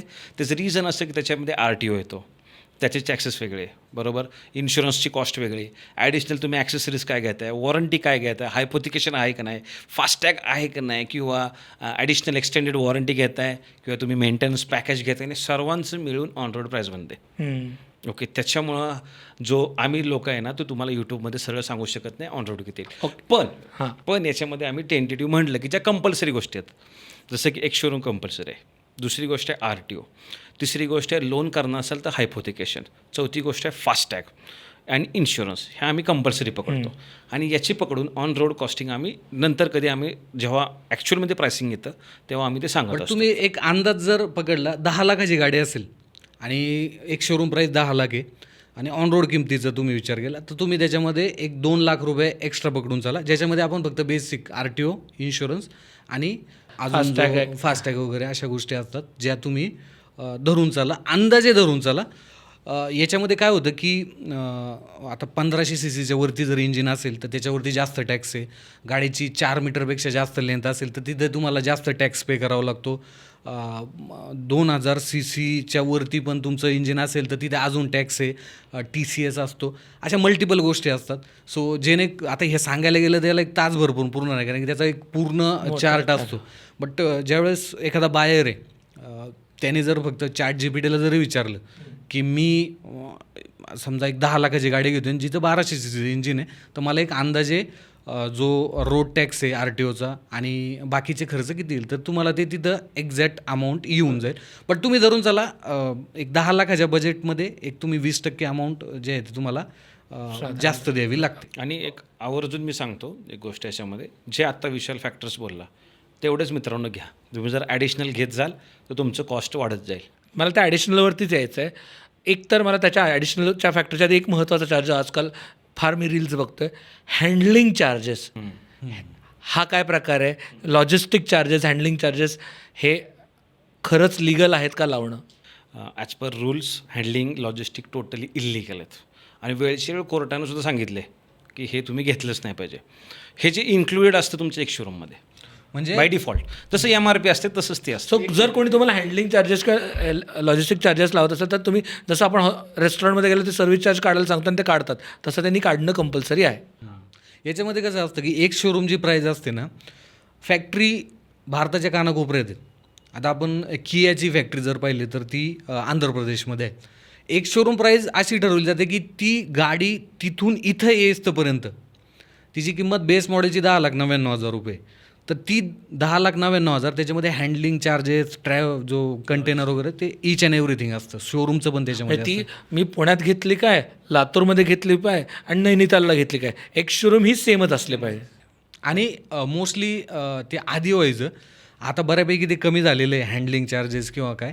आता एक वेगळा फंडा निघालेला आहे त्याच्यामध्ये की वेटिंग ज्या गाड्या असतात ना त्यांना आम्ही तुम्हाला लवकर अवेलेबल करून देऊ. त्याची व्याख्या बदललेली, जे हँडलिंग चार्जेस आणि तुम्ही जे बोलले ना प्रीमियम, हां, तर त्याची व्याख्या कशी बदललेली की आम्ही तुम्हाला गाडी अवेलेबल करून देऊ, लगेच गाडी, पण तुम्ही आमच्याकडून 50,000 रुपयाची ॲक्सेसरीज घ्या. बरोबर, ते ॲक्सेसरीज कितीचे येणार हे तुम्हाला माहिती आहे. मग त्याच्यातून ते अशा गोष्टी असतात. भरपूर असं होतं की एखाद्याला गाडी घ्यायची आहे, 12 लाखाची गाडी घ्यायची आणि त्याला जर 50,000 रुपये ॲक्सेसरीज, तो पण विचार करतो गाडी भेटती ॲक्सेसरीज करून घेऊ, काय होते असे जे ज्यांना आणि मूड खराब होतो ना, त्यात 6-6 महिने वेटिंग आहे म्हटलं मूड खराब होतं. ओके, एक्सटेंडेड वॉरंटी घ्यायची का नाही? मस्त क्वेश्चन आहे. मी पहिले 2 मुद्दे आहेत. त्याची प्राइसिंग जास्त आहे. एक्सटेंड वॉरंटी एक्झाम्पल माझी वर्ण आहे, तर मला 4-5 वर्षासाठी मला 25,000 रुपये द्यावे लागते. स्टँडर्ड वॉरंटी असते, जी कॉम्प्रेन्सिव्ह वॉरंटी आपण बोलतो, ती स्टँडर्ड 3 वर्ष असते, कधी कोण 5 वर्ष देतं, कधी 2 वर्ष मोस्टली देतं. 3 वर्ष आणि 1 लाख किलोमीटर मोस्टली Mostly देतात. असतं. आता सगळेच ब्रँड देतात. स्कोडा सोडून. हा स्कोडा सोडून देऊ शकते, पण मोस्टली मारुतीवाले पण 2 स्कोडा जास्त देतं कारण 4 वर्ष देतं. 4 वर्ष देतं. हुंडाई सुद्धा 5 वर्ष देत होतं. नाही, पण त्याच्यामध्ये किलोमीटरचा पण 1 लाखाचं आहे. हा 1 लाखाची. सो जर तुमचं रनिंग खूप जास्त आहे आणि जर तुम्हाला माहिती आहे की मला वॉरंटी घ्यावी लागते, तर मी तुम्हाला अशी आयडिया देईन. 2-3 हजाराचा फरक पडतो. रेग्युलर जी स्टँडर्ड वॉरंटी संपणार आहे त्यावेळेस तुम्ही घेऊन टाका. ॲट द टाईम ऑफ गाडी खरेदी करावी अजिबात घेऊ नका. अननेसरी 25,000 वाढवू नका, त्याच्यावर तुमचं लोनचे पैसे वाढवू नका, विनाकारण व्याज पण जाईल. सो बेटर तुम्हाला पहिल्या 3 वर्षात तुम्हालाच माहिती नाही तुम्ही गाडी पुढे ठेवणार आहे की नाही. जर तुम्हाला माहिती आहे मी 3 वर्षाच्या आतमध्ये विकणार आहे, ठीक आहे, म्हणजे किंवा विकणार असाल तुमचे ते 25 वाचतील, ठेवणार असाल तुम्ही घ्या. स्टँडर्ड वॉरंटी संपायच्या अगोदर तुम्ही घेऊ शकता बिंदासपणे एक्सटेंड, त्यामुळे काही एक प्रॉब्लेम ऑप्शन असतो की त्यावेळेस पण सो असं काही नाही की डे 1लाच एक्सटेंडेड वॉरंटी घ्यायची गरज आहे. आणि कंपल्सरी पण नाही. ॲपल केअर सारखं नाही आहे. नाही, कंपल्सरी पण नाही आहे. आणि अजून एक आहे, जर वॉरंटी आहे सर्व्हिस सेंटरलाच करायची आहे, तुम्हाला मिस करायची नाही. जर एक जरी सर्व्हिस मिस झाली वॉरंटी लॅप्स. ओके, मग तुम्ही एक्सटेंडेड घ्या, रेग्युलर असो, हे लक्षात राहू द्या. म्हणजे डबल बेनिफिट माझ्याकडे. म्हणजे असं नाही काही की पुण्यातून गाडी घेतली, पुण्याच्याच ऑथोराईज शोरूमला, तुम्ही चेन्नईला जरी गेले तर चेन्नईचं जे ऑथोराईज शोरूम आहे, समजा कियाचं आहे, तर तिथं करा. पण त्यांच्या फक्त रेकॉर्डला असलं पाहिजे की पॅन इंडिया जरी गेलं तर त्यांच्याकडे रेकॉर्ड एकच असतं. सो तिथे तुम्हाला ते रिफ्लेक्ट झालं. हे झालं गाडी विकत घेतली, सगळं झालं, संपला विषय. त्याच्यानंतर सर्व्हिसिंगमध्ये मला फ्री सर्व्हिसिंग असून तरी मला बिल येतं आहे. हे काय प्रकार आहेत, काय गौडबंगाल आहे? सगळ्यात महत्त्वाचा क्वेश्चन आहे. बऱ्याच लोकांना कसं लुबडलं जातं हे कळत नाही. म्हणजे मी तुमच्या गळ्यात मारलं तुम्ही घेतलं असं नाही आहे. पहिल्यांदा तुम्ही जेव्हा गाडी घेता सर्व्हिस सेंटरला जायच्या अगोदर स्वतःचं युजर मॅन्युअल बघा. युजर मॅन्युअलमध्ये प्रत्येक किलोमीटरला काय चेंज केलं पाहिजे याचं मेन्शन असतं आणि काय चेक केलं पाहिजे हे सुद्धा मेन्शन असतं. म्हणजे या सर्व्हिसमध्ये या किलोमीटरला एवढं चेक, एवढं रिप्लेस होणार आहे. होतं काय, जेव्हा तुम्ही जाता तेव्हा जेव्हा तुम्हाला कोड दिलं जातं बिफोर सर्व्हिस, तेव्हा तुम्हाला सगळ्या पद्धतीच्या गोष्टी ॲड ऑन करून मारतात. युजर मॅन्युअलनुसार जा. लेट्स एक्झाम्पल कुठलीही गाडी घ्या, फर्स्ट सर्व्हिस आहे कुठलीही असो, त्याच्यात 2च इम्पॉर्टंट गोष्टी चेंज होतात. ऑइल फिल्टर हे प्रायमरी आहे, सगळ्यांना A to Z लोकांना माहीत असतं. पण तुम्ही जर बिल बघाल तर विचार कराल का अरे एवढं कसं काय बिल आलं. ऑइल फिल्टरचे पैसे तुम्हाला देणं गरजेचं आहे, पण त्याला लागणारा जो लेबर आहे, कारण फर्स्ट फ्री सर्व्हिस आहे, त्याला रुपया द्यायची गरज नाही आहे. नोटेड. म्हणजे पार्टचे पैसे द्यायचे आहेत पण लेबरचे पैसे नाही. फ्री सर्व्हिस म्हणजेच तुमचं labour free of cost. Okay. बाकी ज्या तुम्ही सर्व्हिसेस घेणार आहे त्या तुम्हाला पैसे द्यावे लागतील. मग तुम्हाला ऑइल चेंज करायचे, ऑइल टाकायचे, ऑइलचे पैसे द्यावे लागतील, ऑइल फिल्टरचे तुम्हाला पैसे द्यावे लागतील. गणित कुठं बिघडतं, जेव्हा बिल तुमचं 2,000 यायला पाहिजे तिथं तुमचं बिल 8,000 रुपये येतं. मग माणूस म्हणतो की अरे सर्व्हिस सेंटरले दुबाडते. बघा प्रत्येकाचा बिझनेस आहे, मी तुम्हाला लुटायलाच बसलो आहे, पण आपण त्याच्यात बघितलं पाहिजे की बाबा अननेसेसरी ॲड ऑन काय होतं. काय AC डिसइन्फेक्ट करणं, ओके, ल्युब्रिकेशनचे पैसे लावणे, थ्रोटल बॉडी क्लिनिंग करणे, गाडी वॉशिंगचे पैसे लावणे, व्हील अलाइनमेंट व्हील बॅलन्सिंगचे पैसे डबल लावणे. बाहेर 700 आहे, तुम्हाला इकडे 1,500 रुपयेपर्यंत चार्जेस, 2,000 रुपये चार्जेस करतात. देन अशा तुमचं ब्रेक चेक करणं याचे पैसे, ग्रीसिंगचे पैसे, हे जे ॲडिशनल पैसे लावतात ना, हे पैसे तुम्हाला अवॉइड करणं गरजेचं आहे. युजर मॅन्युअलमध्ये जर मला सांगितलं की ऑइल आणि ऑइलच केलं पाहिजे, तुम्ही तेवढंच करा, तुमचं बिल तेवढंच येणार. आणि एवढं जरी कळत नसेल, तुम्ही प्रत्येकाच्या वेबसाईटवर जा. सपोज हुंडाईची गाडी आहे, मारुतीची गाडी आहे, तुमच्याकडं तिथे कॅल्क्युलेटर आहे, तुमची किलोमीटर टाका, गाडी टाका, तुम्हाला येईल तुमचं काय चेंज करायचे, ऑइल आणि ऑइल फिल्टर. ओके, तेवढे पैसे तुम्ही केलं ते प्रोव्हाइडेड, तुमच्या गाडीत दुसरं काम नसलं पाहिजे. आता अगदी वन आन्सर केलं तरी चालेल. याचं रुटीन सर्व्हिसिंग व्यतिरिक्त जे हे खालचे पार्ट्स आहेत ते साधारणतः किती किलोमीटरला बदलायला लागतात साधारणतः? ब्रेक पॅड 35,000च्या आसपास. क्लच डिपेंड करतं, पण 50,000-60,000ला पकडा तुम्ही. टायर ते पण डिपेंड करतं. 6 इयरची एक्सपायरी असते टायर्सला, किंवा तुम्ही 40,000 to 60,000च्या मध्ये तुम्ही रिप्लेस करू शकता. Battery every 2 years. Depend every 2 years किंवा every 3 years warranty period warranty suspension parts ते पण 70-80 हजाराच्या आसपास डिपेंड करतं. वायपर्स वायपर मी म्हणेन एव्हरी 6 मंथ्स एव्हरी 3 मंथ्स पावसाळ्यात प्रत्येक पावसाळ्यात चेंज करा compulsory. AC filter AC filter 20,000 kilometre. एसीचा गॅस एक असतो तो डिपेंड ऑन, पण तो माझ्या मते एक 2 ते 3 वर्षानंतर पण AC फिल्टर साधारणतः एव्हरी सर्व्हिसिंगला हा एव्हरी सर्व्हिस का करायचा तो, कारण की तो एक फ्रेश फील पण राहतो गाडीमध्ये. कारण काय नाही तर वास लागून होतं फिल्टर जर जुना झाला ना तर तो वास मारतो. सो तो एक इम्पॉर्टंट आहे. आणि धूळ काय होतं, आपल्याकडे धूळ भरपूर आहे, तर सो बारीक पार्टिकल त्याच्यामध्ये जमा होतो आणि त्याचा फ्लो जास्त जमाला की ACचा जो फ्लो आहे ना कमी होऊन जातो फिल्टरमुळं. सो तिथे तो दर सर्व्हिसिंगला करा, त्याची जास्त कॉस्टिंग नसते. डिपेंड ऑन गाडी. तुमची 15 लाखाची गाडी असेल तर एक मोस्टली 400-500-700 रुपयात तो तुम्हाला मिळतो. त्यामुळे त्याची काही जास्त कॉस्टिंग नाही, ते बदलून घेतलेलं कधी बेटर राहतं. आपण गाडीमध्ये इतके फीचर्स आलेत आता की कुठल्याही सामान्य माणसाला कळत नाही. म्हणजे टाटामध्ये गेलं होते तर 60-70 व्हेरियंट्स आहेत, कळतच नाही, भंजाळून सोडलं जातं. सेफ्टी फीचर्सच्या बाबतीत स्पेसिफिकली कोणते सेफ्टी फीचर्स हे नॉन निगोशिएबल आहेत? माझं असं म्हणणं की आत्ताच्या घडीला 6 एअरबॅग कंपल्सरी तुम्ही गाडीमध्ये घेतल्या पाहिजेत, ज्या की मोस्टली ब्रँड देतात. आता 6 एअरबॅगसोबत सीट बेल्ट कस्टमरने लावणं हे खूप गरजेचं आहे. तुमच्या 6 एअरबॅग गाडीमध्ये असतील आणि तुम्ही असं म्हणत असेल की नाही आता सेफली मी चाललेलं आहे, असं नाही. एअरबॅग जेवढी चांगली तेवढी घातक पण आहे. खूप ॲक्सिडेंट पण होतात विदाऊट सीट बेल्टमुळं, लोकांचे जीव पण गेलेले आहेत. काही गोष्टी गाडीमध्ये घेणं खूप गरजेचं आहे. क्रूज कंट्रोल गाडीमध्ये असलं पाहिजे. का? कारण की हायवे जेव्हा तुम्ही क्रूजिंग करता त्यावेळेस तुम्ही क्रूज कंट्रोल जर वापरलं ना तर तुमचं जे ड्रायव्हिंगची जी मजा आहे ना ती एक वेगळ्याच लेवलवरती होऊन जाते आणि तिथे तुम्हाला मायलेज खूप चांगलं भेटतं. ती एक गोष्ट तुम्ही घ्या.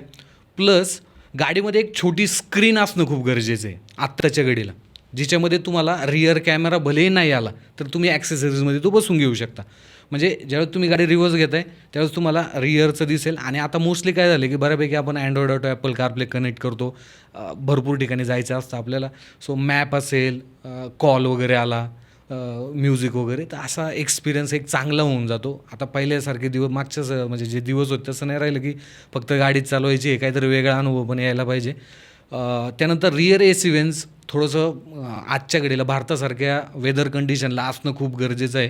सो जेणेकरून थोडंसं रिअरला सुद्धा जी मागं लोक बसतील जास्त गरमीमध्ये त्यांना तो एक चांगला एक्सपिरियन्स आणि मागचा गरम हे नको. हां, तर ते एक घेणं गरजेचं आहे. बाकी तर काय एक चांगली बिल्ड क्वालिटी सेफ्टीवाली गाडी घेणं माझ्या मते ते एक बेसिक अशा गोष्टी आहेत ज्या तुम्ही गाडीमध्ये घ्या. बाकी तर काही AC वगैरे हा कंपल्सरी. इन्शुरन्सच्या बाबतीत आपल्याला ते थर्ड पार्टी इन्शुरन्स कंपल्सरी केला आहे आणि तर लोकांना असं वाटतं की काय फालतूपणा आहे, का कंपल्सरी केला, उगाच माझी कॉस्ट वाढते आहे, त्याच्यापेक्षा मी ॲक्सेसरीज घेतल्या असत्या. थर्ड पार्टी इन्शुरन्सचं महत्त्व काय आहे? आपल्याकडे थर्ड पार्टी इन्शुरन्स घेतला तो फक्त फाईन वाचवायला. करेक्ट. रिअल टाईम यूज कोणालाच माहीत नाही. लॉ काय सांगतो, मी लॉ शब्द वापरतो आहे, जेव्हा मी रेग्युलेशन शब्द वापरतो तेव्हा पर्टिक्युलर असतात गोष्टी. की थर्ड पार्टी म्हणजे काय, सपोज विशालने गाडी घेतलेले, त्याची कॅपॅसिटी नाही, ॲक्सिडेंट झाल्यानंतर पैसे भरून द्यायची, 50,000 60,000 वॉट एव्हर खर्च येणार आहे, पण त्याची कॅपॅसिटी नाही. पण गव्हर्नमेंट तर म्हणतं आहे ना, अरे पण माझा लॉस झाला आहे तो भरून कोण देणार, कोणीतरी दिला पाहिजे ना. मग कंपनी येते, म्हणजे तिसरी कंपनी येते, तुमच्या दोघांमध्ये ॲग्रीमेंट होतो, म्हणजे कंपनीच्या ना याच्यामध्ये की तुझ्याकडून जर चुकून काही झालं तर मी त्याचा खर्च बेअर करेन. म्हणजे माझ्या गाडीला यानं ठोकलं, ठीक आहे, तर माझी प्रॉपर्टी लॉस झाली, माझ्या प्रॉपर्टीचा खर्च तर ह्यानंच दिला पाहिजे ना, हा देऊ शकत नाही, तर तो देणार कुठून, थर्ड पार्टी इन्शुरन्समधून. मग तो थर्ड पार्टी इन्शुरन्स तेव्हा कामाला येतो. आता याचे बरेच क्लॉज असतात, तुम्हाला कन्झ्युमर कोर्टात जावं लागतं, लॉयर असाईन होतो, मग ती पूर्णपणे इस्टिमेशन काढतात, दोन्ही सुनावणी वगैरे होते, मग निकाल देतात आणि त्या बेसिसवर तुम्हाला तो खर्च दिला जातो. हे लॉनुसार आहे. तर TCSचा आपण वापर करायला शिकलं पाहिजे. बघा, लॉस कोणाचाच नको आहे ना, डायरेक्ट त्याला पुढच्याकडून पैसे घेणं, सेटलमेंट करणं हे नाही. तर थर्ड पार्टीचा यूज असा आहे रिअल टाईममध्ये, पण तो भारतात होतच नाही. समजा चुकून जर तुमच्याकडनं गाडी ठोकली गेली आणि दुसऱ्याचं मोठं नुकसान झालं तर आयडियली थर्ड पार्टी इन्शुरन्सकडनं पैसे घेऊन देऊ शकता तुम्ही. तुम्हाला तुमच्या खिशातनं पैसे द्यायची गरज पडणार नाही. द्यायचंच नसतं. ओके, वा, द्यायचंच नसतं बेसिकली, पण आपण रूलमध्ये फॉलोच. बघा, तुम्ही जर डायरेक्ट पोलिसांना म्हटलं ना, सर माझ्याकडे थर्ड पार्टी इन्शुरन्स आहे, ते सुद्धा तुम्हाला फोर्स नाहीत करणार, कारण त्यांना लगेच समजतं की याला नॉलेज आहे.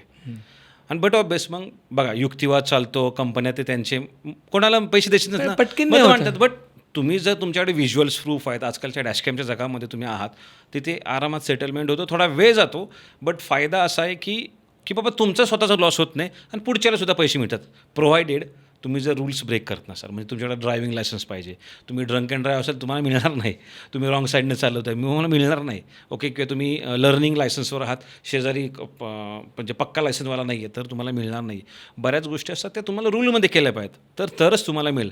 सो आयडियली वापरा, जोपर्यंत वापरणार नाही तोपर्यंत गव्हर्नमेंट तुम्हाला देणार नाही. सो ज्या गाड्यांची 10 लाखाच्या वर एक्सशोरूम प्राईस आहे त्या सगळ्यांवरती TCS कट केला जातो. हा काय प्रकार आहे आणि तो परत घेता येतो असं म्हणतात, पण खरंच घेता येतो का? हो, येतो घेता. सुशील त्याच्या बाबतीत तुम्हाला एकदम प्रॉपर सांगेल. ॲक्च्युली कसं असतं, TCS बेसिकली ॲडव्हान्समध्ये टॅक्स घेतला जातो. हा सिम्पल मी समजवतो आहे. तर 10 लाखाच्या वर जेवढी पण गाडीची एक शोरूम प्राईस आहे त्याच्यावर तुम्हाला 1% TCS ॲडव्हान्समध्ये गव्हर्नमेंट आहे किंवा शोरूम आहे ते चार्ज करतं. 10 लाखाची गाडी आहे, 10,000 रुपये TCS झालं. घेता येतो कसं तुम्ही सांगतो. जेव्हा तुम्ही ITR फाईल करता तेव्हा तुमचा फॉर्म 26 AS चेक करा. बाय डिफॉल्ट तिथे तो जमा असतो. जर तुमची लायबिलिटी झाली तर त्यातून ॲडजस्ट होतो, लायबिलिटी नसेल तर तुम्हाला रिफंड मिळतो. सिम्पल हे आहे. त्या फायनान्शियल इयरमध्ये तो होतो म्हणजे होतोच पॅनच्या अगेन्स्ट, प्रोव्हायडेड तुम्हाला ITR भरला पाहिजे. बऱ्याचदा मी ह्या रील्स पण बघितल्यात की PDI करा सांगतात, PDI करा. PDI म्हणजे काय आणि खरंच करणं गरजेचं आहे का?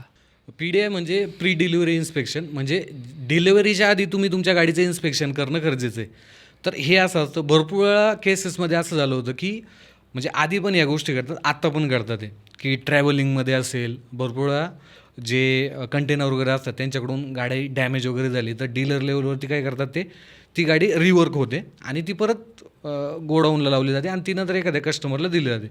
आणि देन मग काही वेळानंतर त्याला ते कळतं की माझी गाडी रिवर्क करून यांनी दिलेली आहे. ॲक्च्युअलमध्ये शोरूमचं हे काम असतं की ती गाडी जरी रिवर्क झाली असेल तर ते कस्टमरला सांगणं खूप गरजेचं आहे आणि त्याच्यामध्ये थोडंसं डिस्काउंट वगैरे देऊन मग ती त्याच्यापर्यंत गाडी गेली पाहिजे, असं एक असतं. बट मोस्टली भारतामध्ये ते नाही केलं जात. प्री डिलिव्हरी इन्स्पेक्शनच्या भरपूर कंपन्या आहेत आणि ते खूप गरजेचं आहे. 2-3-4 हजारापासून त्याचे चार्जेस असतात. जर तुम्ही 10 लाखाची गाडी घेत असाल तर माझ्या मते त्याच्यापुढे ही व्हॅल्यू एकदम छोटी.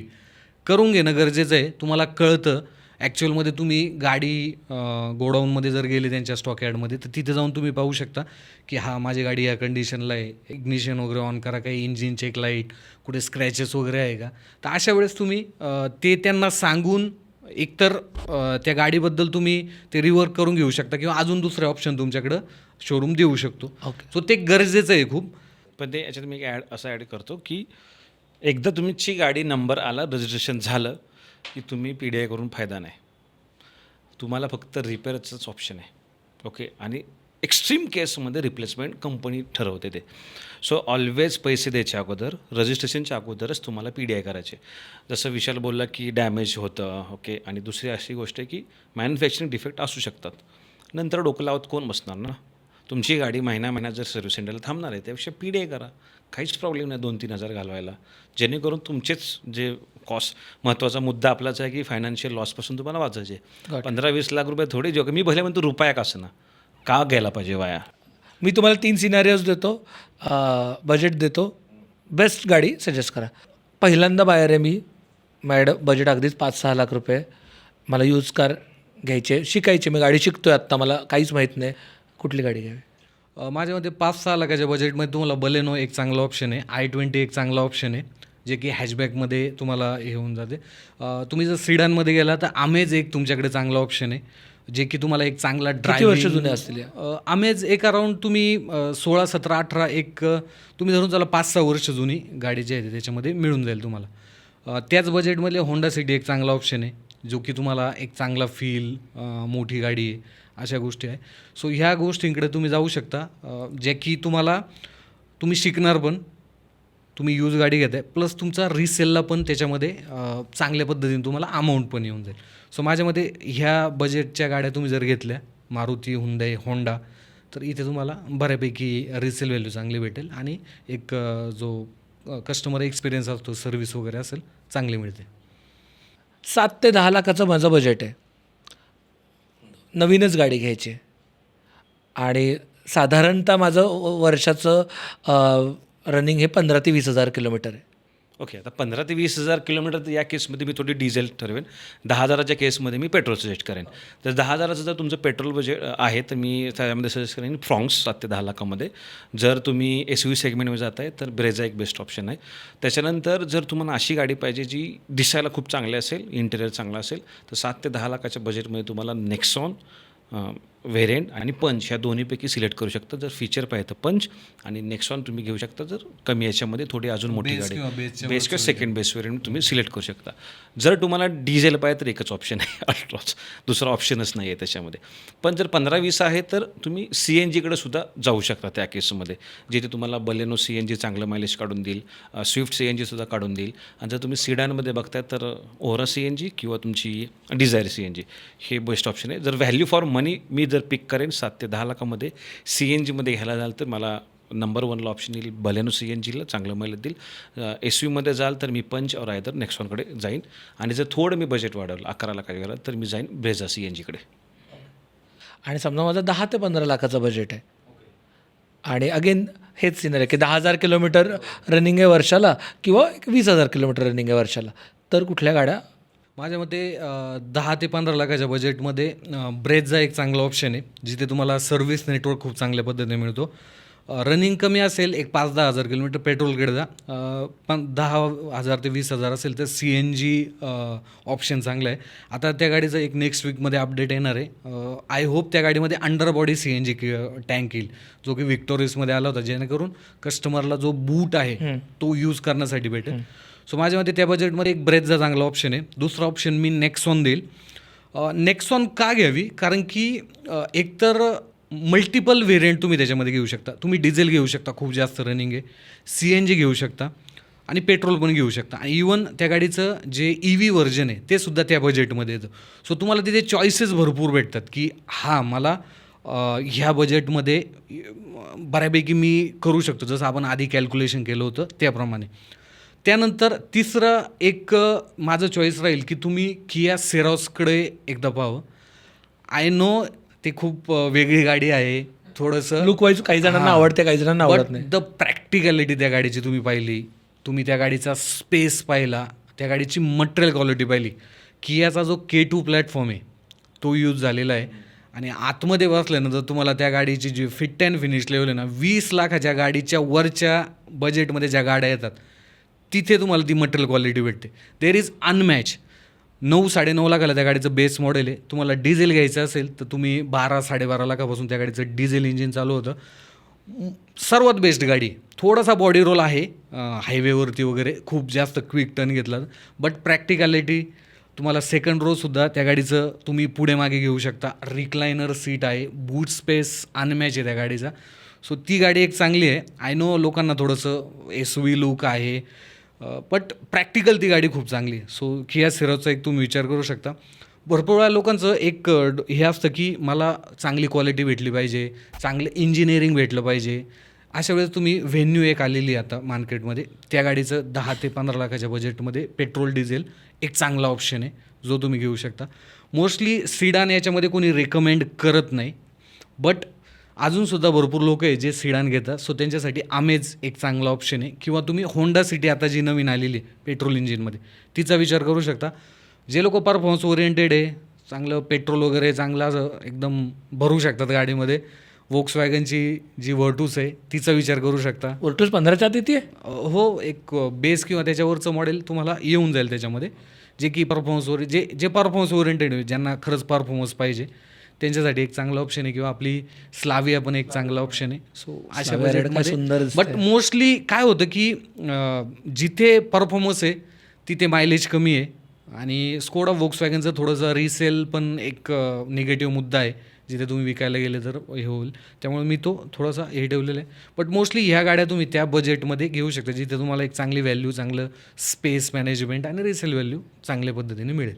हे आपण व्हॅल्यू फॉर मनी पर्स्पेक्टिव्हनी बघितलं की बाबा, पण मी का एन्जॉय करायचे, मला बेस्ट इंजिन पाहिजे, फन टू ड्राईव्ह पाहिजे आणि मोस्ट रिलायबल पाहिजे, तर 7 ते 10 कुठली गाडी असेल 7 ते 10 लाखात? माझ्या मते Skoda कायलाक one of the best गाडी. तुम्हाला जर्मन इंजिनिअरिंग भेटले त्या गाडीमध्ये. त्या गाडीमध्ये तुम्हाला फन टू ड्राईव्ह आहे, 1 लिटरचं जे टर्बोचार्ज पेट्रोल इंजिन आहे, मस्त मायलेज काढून देईल तुम्हाला. तुम्ही चांगल्या पद्धतीने गाडी चालवली तर स्पेस वगैरे चांगला आहे, मस्त गाडी. आणि इवन तुम्हाला त्या गाडीमध्ये एक टॉर्क कन्व्हर्टरसुद्धा येतो जो अंडर 10 लाख आहे. ती एकमेव गाडी आहे जी गाडी तुम्हाला टॉर्क कन्व्हर्टर येते, तो सुद्धा 8 स्पीडचा, 6 स्पीड नाही, 8 स्पीड, 8 स्पीडचा गिअर बॉक्स जो तुम्हाला अंडर 10 लाख मिळतो आहे, ज्याच्यामध्ये तुम्हाला सनरूफ वगैरे आहे. त्याचं व्हेरियंट मी डिस्क्रिप्शनमध्ये ॲड करेल, समजा कस्टमरला पाहिजे असेल, तुम्ही एकदा चेकआउट करा, मस्त गाडी. त्याचं एक बेनिफिट काय आहे ना की जर्मन लोकांनी प्राईस सेगमेंटमध्ये अशी गाडी दिली आहे जी तुम्ही रिअल टाईममध्ये खरंच वापरू शकता. जेव्हा तुम्ही ड्राईव्ह करता ना तेव्हा तुमचं एक्झॅक्ट तुम्हाला हाताला समजतं की चाकं कुठे आहेत. जी खरी ओळख आहे जर्मन गाड्यांची, मला फील होतं आहे, त्याच्या हृदयात घुसून समजतं आहे की मी गाडी चालवते. झोपताना गाडीच चालवली. रिअल खरंच खूप खूप जबरदस्त काय अवतारमध्ये जसं ती शेपूट लावली की तो फील येतं, कळतं त्याला स्पाईनला, तसं आहे काय लागलं रिअल टाईममध्ये खरंच खूप. आणि 10 ते 15 लाखात एन्थुझियासाठीची बेस्ट रेकमेंडेशन काय असं? माझ्या मते ज्यांना थोडासा रुतबा, थोडंसं रोड प्रेझन्स पाहिजे, थार वगैरे एक चांगले ऑप्शन आहेत. बट ते पण थार म्हणजे कसं आहे, आता एक वेगळं स्टेटस झालेलं आहे जरा, ते रावडी झालं, रावडी अशाकडं ती कॅटेगरीकडे ती गाडी गेलेली आहे. लोक ते fancy number plate, LED lights वगैरे लावतात. बट ॲक्च्युअलमध्ये वीकेंड किंवा अशा पावसाळ्याच्या सीझनमध्ये जरा जायचे डोंगरावरती वगैरे, थोडंसं ऑफ रोडिंग वगैरे करायचे, तर थार माझ्यामध्ये एक चांगला सेन्सेबल आहे तिथे, जिथे तुम्हाला एक चांगली इंजिन पॉवर मिळते आणि मोठे टायर वगैरे असल्यामुळे तो कॉन्फिडन्स पण येतो. आणि मग तिथे तुम्ही थोडंसं गेल्यानंतर फील पण येतो का म्हणजे मी काहीतरी इन्व्हेस्ट केलेलं आहे गाडीमध्ये आणि मला त्याचे रिटर्न्स भेटतात. सो तिथे तुम्हाला ती एक गाडी माझ्या मते एक चांगला ऑप्शन प्रोव्हाइड करते. तू चालवलेली 3XO बेस्ट ऑप्शन आहे. नाही, मी नाही सजेस्ट करणार, मी डिझेल सजेस्ट करेल. कारण की पेट्रोल 3XO खूप पेट्रोल पिते, त्यामुळं थोडंसं नाही. आपण ही फन टू ड्राईव्ह बद्दल, हा फन टू ड्राईव्ह आहे. कारण की त्या बजेटमध्ये त्या गाडीचा जो टॉर्क कन्व्हर्टर आहे ना, दॅट इज अनमॅचेबल. तो स्कोडाला सुद्धा मागे टाकतो, एवढं जबरदस्त इंजिन आहे त्याचं. महिंद्राने टॉर्क कन्व्हर्टर खरंच चांगलं आणलं खूप. आणि त्यांचं जे इंजिन आहे ना, देर इज 1.2 लिटर टर्बोचार्ज, खूप जबरदस्त आहे. म्हणजे ती गाडी अशी पळते ना, माझ्याकडे 1 आठवडा होती ती गाडी, बट पेट्रोल भरपूर पिते. कुशाक आणि ह्याचा 7XOचा बघितलं होतं मी, टॉर्क कन्व्हर्टरमध्ये झपकेनी फरक आहे. हो. ॲक्च्युली जर तुम्हाला गाडी घ्यायची आहे आणि तुम्हाला खूप कन्फ्युजन होतं आहे, तर ॲक्च्युली सरांचं, मी आत्ताच मगाशी बोलताना मला कळालं की सरांची रेकमेंडेशन सर्व्हिस आहे. तुम्ही सरांना फोन करू शकता, त्यांच्या कॉन्टॅक्ट डिटेल्स मी खाली देतो, त्याच्यावरनं तुम्ही कन्सल्टिंग घेऊ शकता. कारण का आपण एवढे 10-12 लाख 15 लाख रुपये घालतो आहे, आपल्याला त्याचा आनंद मिळायला पाहिजे, त्याच्यासाठीच म्हणजे ही सिरीजच त्याच करण्याचं मागचं कारण आहे की आपण जे पैसे घालतो त्यातनं पूर्णपणे आनंद मिळायला पाहिजे, नाही तर डोक्याला ताप नाही यायला पाहिजे. बऱ्याचदा असं होतं की पांढरा हत्ती पाळला आहे असं नको व्हायला. त्यासाठी आता हे काही फीचर्स आहेत, त्यातल्या काही सेफ्टी फीचर्स आहेत, काही फॅन्सी फीचर्स आहेत. हे गरजेचे आहेत का नसले तरी चालतील का उगाच फॅन्सी आहेत? ट्रॅक्शन कंट्रोल माझ्या मते खूप गरजेचं आहे, जे की आता बऱ्यापैकी कंपनीज एक 8-10 लाखापासून जे आपण गाड्या स्टार्ट होतात त्याच्यामध्ये देतात. ते ट्रॅक्शन कंट्रोलमध्ये काय होतं की भरपूर वेळा ज्यावेळेस पॅनिक सिच्युएशन येते, जिथं गाडी खूप अनस्टेबल होऊन जाते, तिथे बऱ्यापैकी जे ECU आहे ते थोडंसं कंट्रोल करतं गाडीला. सो ते सेफ्टी थोडीशी वाढते ट्रॅक्शन कंट्रोलमुळे. सो माझ्या मते ते गरजेचं आहे feature. Hill hold not necessary असलंच पाहिजे. कारण तुम्ही जर ऑटोमॅटिक घेत असेल तर by at the end creep function आहे, मॅन्युअलला फक्त स्किल लागते. असेल तर ठीक आहे, पण नेसेसरी नाही की असलंच पाहिजे. ओके. TPMS खूप गरजेचं आहे. कारण की भरपूर वेळा काय होतं, आपली गाडी पार्किंगमध्ये उभी असते, भरपूर वेळा गाडी उभी राहून पण हवा प्रेशर कमी होऊन जातो.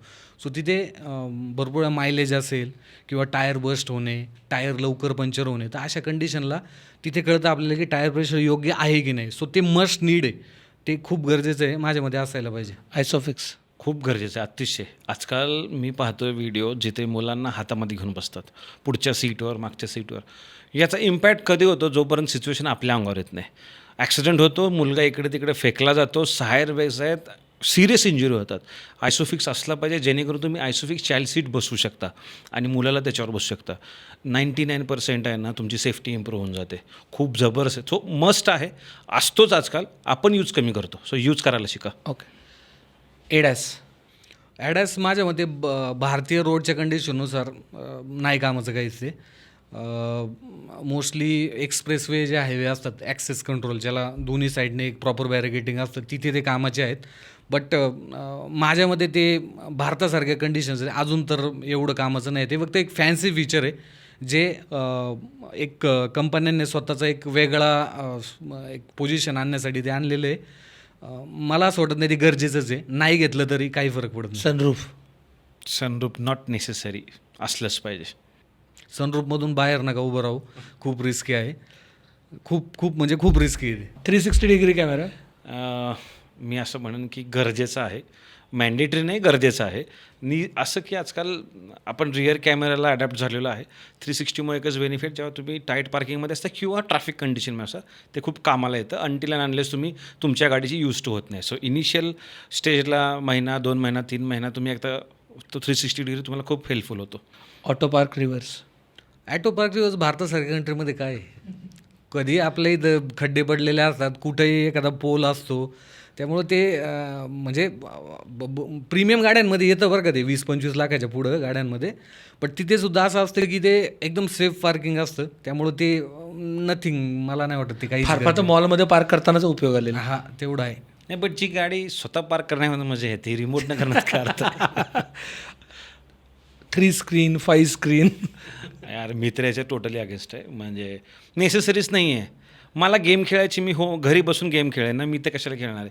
मला असं वाटतं एक छोटी स्क्रीन ज्याच्यामध्ये रिक्वायर्ड फीचर्स असावे, जसं गुगल मॅप वगैरे असेल, म्युझिक ऐकण्यासाठी स्पॉटिफाय वगैरे सपोर्ट करते, म्हणजेच Android to Apple CarPlay sufficient. बस. पण तुम्ही अननेसेसरी 3 स्क्रीनसाठी 3 लाख रुपये एक्स्ट्रा देऊन काय करणार आहे? किती लोक असं आहेत की जे रोज वापर करतात? कॅल्क्युलेट करा मग ठरवा. समन मोड. आता तो कीजने गाडी मागं पुढं, माझ्या मते तो पार्किंग कंडिशनमधून गाडी बाहेर काढण्याचं सांग, जिथे तुम्ही दोन्ही डोर ओपन करू शकत नाही. बट हा खूप एक्सपेन्सिव्ह आहे, म्हणजे जिथे तुम्हाला ऑलमोस्ट 25-30 लाख रुपये घालावे लागतात. माझ्या मते ठीक आहे, त्या बजेटमध्ये ठीक आहे. बट कोण यूज करेल मला त्याच्या बाबतीत हे नाही. बट तो एवढा रिक्वायर्ड नाही. Touch panel. Not at all. Touch पॅनलचा प्रॉब्लेम काय आहे ना, सेफ्टीसाठी मोठा अडथळा आहे हा. जेव्हा तुम्ही रस्त्यावर फोकस करून गाडी चालवता आणि जर तुम्ही टच पॅनलला यूज टू नसाल, तुम्हाला माहीत नसेल, तुम्हाला तिकडे बघावं लागतं. आणि जर तुम्ही 100च्या स्पीडला गाडी चालवताय, विदिन 1 सेकंड जवळजवळ तुम्ही 33 मीटरच्या आसपास डिस्टन्स कापता. विदिन 1 सेकंड 100च्या स्पीडला. त्या 33 मीटरमध्ये तुम्ही तिथं बघाल तर काय होऊ शकतं इमॅजिन करा. So it's a safety concern, not at all required. Touch button द्या, आणि टच बटन उलट मला असं वाटतं की जास्त प्रीमियम वाटतात. डॅशकॅम. आम्ही दोघं पण ॲग्री करेन की मस्ट नाही, अतिशय गरजेची गोष्ट झालेली आहे आजकालच्या काळामध्ये. त्याचे 3-4 बेनिफिट्स आहेत. एक तर पुरावा म्हणून तुमच्याकडे मेन राहतो. दुसरं, ॲक्सिडेंटल सिनारिओमध्ये तुमचा इन्शुरन्स इमिडिएटली पास होतो. तिसरं, चलानपासून वाचतं. आता तुम्ही बघता पोलीस अगदी 50-50 मीटर लांब थांबतात. तिथून त्यांना थोडी समजते यानं सिग्नल ब्रेक केला की नाही, ती साईडला घेतात, शेवटची गाडी आहे म्हणून. पण रिअल वर्ल्डमध्ये तुम्ही ग्रीन असतानाच निघालं असतं, स्टॉपलाईनच्या क्रॉस केलेली असते. अशा वेळेस डॅशकॅमचं फुटेज लगेच जा म्हणतात. सो डॅशकॅम मॅन्डेटरी आहे, गरजेचं आहे तुमच्या आणि तुमच्या फॅमिलीच्या सेफ्टीसाठी. सर्व ठिकाणी वापरतात आणि इट्स अ लीगल प्रूफ म्हणून सुद्धा तुम्ही यूज करू शकता. सो मी म्हणेन लावाच. डॅशकॅम लावताना कोणता डॅशकॅम लावला पाहिजे, म्हणजे कंपनीने काय काय असलं पाहिजे त्याच्यात? तर मी सांगेन की ब्रँड कुठलाही असो, मिनिमम क्वालिटी असली पाहिजे HD. दुसरं असलं पाहिजे 145 डिग्रीचा अँगल असला पाहिजे, मिनिमम 140 mm म्हणजे मॅक्झिमम कवर होईल. तिसरं असलं पाहिजे फ्रंट आणि रिअर दोन्हीच असलं पाहिजे. मागचा नसेल तर मागून आल्याला ठोकतो तुम्हाला, टेलगेटिंगमुळे होतात आणि तो बोलतो की तू ब्रेक दाबला आहे. रिअल वर्ल्डमध्ये जो मागून ठोकतो त्याचीच चूक असते. सो अशा केसमध्ये तुम्हाला तो डॅशकॅमसुद्धा फुटेज कामाला. सो पुढचा आणि मागचा असावा, वायफाय कनेक्टिव्हिटी असावी, आणि बाकी हे 4 मेजर मुद्दे आहेत. आणि डाउनलोडिंग इमिडिएटली असावं, किंवा जर प्लेबॅक असेल डॅशकॅमच्या स्क्रीनमध्ये तर वेल अँड गुड असेल. एवढेच मिनिमम क्रायटेरिया आहेत. आणि भरपूर वेळा काय होतं की आपण ॲक्सेसरीज करतो गाडीमध्ये, लोक 40-50 हजार रुपये खर्च करतात. तर आताच लोकांनी एक गोष्ट लक्षात ठेवली, माझ्या चेकलिस्टमध्ये डॅशकॅम हा वरच्या नंबरला असला पाहिजे, जो की ड्युअल डॅशकॅम तुम्हाला चांगल्या क्वालिटीचा एक 5 ते 7 हजाराच्या दरम्यान चांगल्या क्वालिटीचा मिळून जातो. त्यामुळं बिनधास्त तो लावणं खूप गरजेचं आहे आजकालच्या. तुमचं रेकमेंडेशन कुठलं असेल, कोणत्या कंपनीचं असावं? भरपूर डॅशकॅमचे व्हिडिओज केलेत, पेड प्रमोशन्स आहेत. रेड टायगर माझ्याकडं नंबर 1ला आहे, क्युबो आहे, देन माझ्याकडं नेक्स्ट्रोचा आहे, गेट नेक्स्ट्रो नावाचा आहे, लिंगडू नावाचा आहे, आणि सगळे डॅशकॅम. बट ऑब्वियस बाहेर चायनीजच आहेत, इंडियन नाहीत, त्यामुळं ऑप्शन शोभू पण नाही. एव्हरीथिंग सगळे बाहेरचेच सेन्सर्स वगैरे तुम्हाला सगळं तिकडूनच घ्यायला. तर सो आणि ॲमेझॉनवरती गेले ना तुम्ही 2-3 हजारापासून डॅशकॅम स्टार्ट होतं. सो खूप कमी बजेट आहे. फ्रंट जरी तुम्ही डॅशकॅम घेतला तरी पण बेटर आहे हा ते म्हणजे माझ्यामध्ये. ॲटलिस्ट काय ना काहीतरी असलं पाहिजे. आता माझाच एक्झाम्पल सांगतो. माझी वरणाचा ॲक्सिडेंट झालेला मित्राकडून. त्याने गेटला ढोकलं, पुढचा डॅमेज दिसतंय पण पाठीमागचा दरवाजा डॅमेज झाला होता. आता जर मी डायरेक्ट सांगितलं की अरे पुढचा डॅमेज झाला आहे, बरोबर, पण डॅशकॅमच्या फुटेजमध्ये काय होतं की दरवाजा रिव्हर्स आला होता. रिव्हर्स येऊन लेफ्ट साईडचं डोअर इम्पॅक्ट झालं होतं. बिकॉज ऑफ डॅशकॅम त्यानं लगेच अप्रूव्ह केलं. मला दुसरा क्वेश्चन पण केला नाही. माझ्याकडे फुटेज आहे, घे तू बघ समोर, टायमिंग, डेट, एव्हरीथिंग आहे. नाहीतर मला पाठीमागच्या दरवाजा रिपेअर करायला मला पैसे द्यावे लागले असते. म्हटलं असतात 2 वेगवेगळे क्लेम आहेत. हे वेगळ्या ठिकाण झाले, हे वेगळ्या ठिकाण झाले. खूप इनडायरेक्ट खूप बेनिफिट्स आहेत. तुमच्यासाठी खास प्रश्न आहे. हा प्रश्न झाला की आपण रॅपिड फायरवर जाऊ. न्यू कार की युज्ड कार? फर्स्ट बायर असाल, एक्सपिरियन्स घ्यायचं आहे, थोडंसं गाडी लिमिटेड किलोमीटरला चालवतात आणि एक चांगला एक्सपिरियन्स घेऊन गाडीबद्दल शिकल्यानंतर मग एक चांगला डिसिजन गाडीसाठी येऊ शकतो. माझ्यामध्ये सेकंड हँड गाडी कधी पण चांगली आहे. सो यूज कार प्रॅक्टिकल आहे फर्स्ट टाइम युजरसाठी. हो, आणि एक महत्त्वाचा मुद्दा की यूज कार घेताना गाडी चेक करून घेणं खूप गरजेचं आहे. आपल्याकडं मल्टिपल इन्स्पेक्शन कंपनीज आहेत ज्या मोस्टली 1000, 2000, 3000 रुपये घेतात आणि गाडी चेक करून देतात. सो तिथे तुमचं ते गाडीबद्दल ट्रस्ट बिल्ड होतं. जर खराब गाडी असेल तर तुम्ही तिथे वाचू पण शकता. आता माझा आवडीचा सेगमेंट आहे रॅपिड फायर. अगदी एका शब्दात किंवा अगदी 2 शब्दात उत्तर द्यायचं आहे. फर्स्ट टाइम बायरसाठी न्यू कार की use car? Used car. Use car best राहते. एक तर मी शॉर्टमध्ये सांगतो, 5 लाखाच्या आतमध्ये युज्ड कार, 5-7 लाखाच्या वर new car straight away. City user hatchback की compact SUV? Hatchback. Hatchback. Manual की ऑटोमॅटिक? ॲटोमॅटिक. सिटीसाठी ऑटोमॅटिकच. AMT की CVT? हां, मी CVT बोलेन. आता मोस्टली ते बजेटवरती राहील, बट AMT पण ठीक आहे, जास्त हे नाही आहे. ज्यांचं खूप एकदम बजेट कट टू कट चाललेलं आहे AMT घ्या, बट थोडंसं एक चांगलं इंजिनिअरिंग थोडं फील पाहिजे तर CVT. पेट्रोल की CNG? पेट्रोल. कारण तुम्ही किती कॅल्क्युलेशन करा हो. CNG रनिंग असेल तरच फायद्याचं, नाही तर मतलबच नाही आहे. हायब्रिड की EV? हां, माझ्यामध्ये EV. रनिंगवरती डिपेंड करतं का? हां, म्हणजे EVचं कसं आहे की एक पॉईंट टू पॉईंट जर असेल तर EV. हायब्रिडमध्ये कसं आहे माहिती आहे का, हायब्रिड मला असं वाटतं की भारतामध्ये खूप एक्सपेन्सिव्ह आहे. जिथे तुम्ही हायब्रिडमध्ये एक स्पेसिफिक गाडी आपण जर घेतली तर तिथे तुम्ही ऑलमोस्ट 22-23 लाख रुपये घालवता. जर कमीत कमी जिथे स्टार्टिंग रेंज आहे हायब्रिडची, जिथे 2 ब्रँड विकतात, हां, तर त्यांच्या गाड्या ते 20-22 लाखापासून सुरुवात होतात. मारुती पण ते Toyota पण, Hyryder. हो. बट मग तिथे ती गाडी घेतल्यानंतर तो फील नाही म्हणजे ते वाटतच नाही की मी आहे त्या गाडीमध्ये बसलेलो. त्या ते इंजिनचेच आपल्याला जास्त पैसे द्यावे लागतात. सनरूफ युजफुल की गिमिक? गिमिक. टॉप वेरियंट की mid variant? Always mid variant. मी तर सजेस्ट करेन best variant, second best variant. Second best variant. Dealer insurance की outside insurance? Outside. Zero dep must have की optional? 0 depth. Extended warranty optional की compulsory? Optional. Ceramic coating useful की unnecessary? It's useful limited period. Dashcam optional की essential? Always required, necessary. Necessary. Previous इयरच्या स्टॉकमध्ये मोठ्या डिस्काउंटमध्ये घ्याव्यात का? 100%. PDI इन्स्पेक्शन करून घ्या. 7 इयर कार लोन की 5 year car loan? Always 5 year किंवा 4 इयर ठेवता आलं तरी पण बेस्ट आहे. PDI पर्सनली करणं का प्रोफेशनल एक्सपर्टकडनं? मला वाटतं प्रोफेशनली करणं एनी टाईम बेटर. मायलेज की सेफ्टी? माझ्या मते आजच्या घडीला सेफ्टी गरजेची आहे. सो सेफ गाडी. Safety first then safety mileage. First. Resale की driving experience? Driving experience. Big touch screen का बेटर टायर्स? मला वाटतं बेटर टायर्स. तुमच्या मते इंडियन कार बायरची सगळ्यात मोठी मिस्टेक काय होते गाडी घेताना प्रत्येकी एक? माझ्या मते आपण कम्पॅरिझन करतो की शेजारी किंवा माझ्या नातेवाईकांनी किंवा ऑफिसचे त्यांनी कुठली गाडी घेतलेली आहे आणि मग मी त्याच्यावरची गाडी कुठली घेऊ शकतो. हा खूप मोठा एक म्हणजे ती एक चूक होऊन जाते. आजच्या घडीला जशी गरज आहे तशी गाडी घेणं खूप गरजेचं आहे. त्यामुळे एकतर तुमचं फायनान्शियल डिसिजन असतं ते चुकत नाही. पुढे येणारे जे प्रॉब्लेम्स आहेत ते होत नाही. आणि एक सेन्सेबल जो गाडी घेणारा बायर आहे त्याने जर चेकलिस्ट बनवली, मला काय गरज आहे, मी महिन्याभरात कुठे फिरतो, माझ्या आसपास CNG आहे का, माझ्या आसपास रोड कसे आहेत, मला नक्की कुठे जायचं आहे, माझ्या जी मी गाडी घेते तिची सर्व्हिस स्टेशन आहे का, ह्या गोष्टींचा जर थोडासा अभ्यास केला तर एक चांगल्या पद्धतीनं हे होईल. दुसऱ्याशी कंपॅरिझन न करता गरजेनुसार गाडी घेतली तो कधी पण चांगला डिसिजन होऊ शकतो. सगळ्यात सिम्पल, आवाक्याच्या बाहेर गाडी घेऊ नका. सॉर्ट. Thank you so much. तुम्ही दोघांनी लिटरली एक कार कशी घ्यायची, कुठली घ्यायची आणि साधारणतः मोठी खर्च कसे वाचवायचे ह्याचा एक फ्रेमवर्क दिलं. लिटरली हा एक मास्टर क्लास झाला आहे कार कसे घ्यायचे. त्याबद्दल तुमच्या दोघांचं खूप खूप धन्यवाद. तुम्ही जर पहिल्यांदा हे कारच्या रिलेटेड बघत असाल तर अर्थात या दोघांची चॅनल खाली दिलेली असणार डिस्क्रिप्शनमध्ये, त्यांना प्लीज सबस्क्राईब करा. आणि जर तुम्ही त्या दोघांचे प्रेक्षक असाल आणि पहिल्यांदा अमुक तमुकवरती आला असाल तर प्लीज अमुक तमुकला सबस्क्राईब करा. थँक्यू सो मच दोघांचेही. तुम्हाला आजचा एपिसोड कसा वाटला नक्की सांगा आणि अजून काही डाऊट्स असतील तर नक्की आम्हाला कॉमेंटमध्ये विचारा. आम्ही प्रयत्न करू त्यांच्याकडनं आन्सर घ्यायचा. धन्यवाद. मला एक मुद्दा ॲड करायचा याच्यामध्ये. सरांनी तर खूप चांगल्या पद्धतीनं एक्सप्लेन केलं, बट भरपूर वेळा असं होतं की मुद्दे राहतात.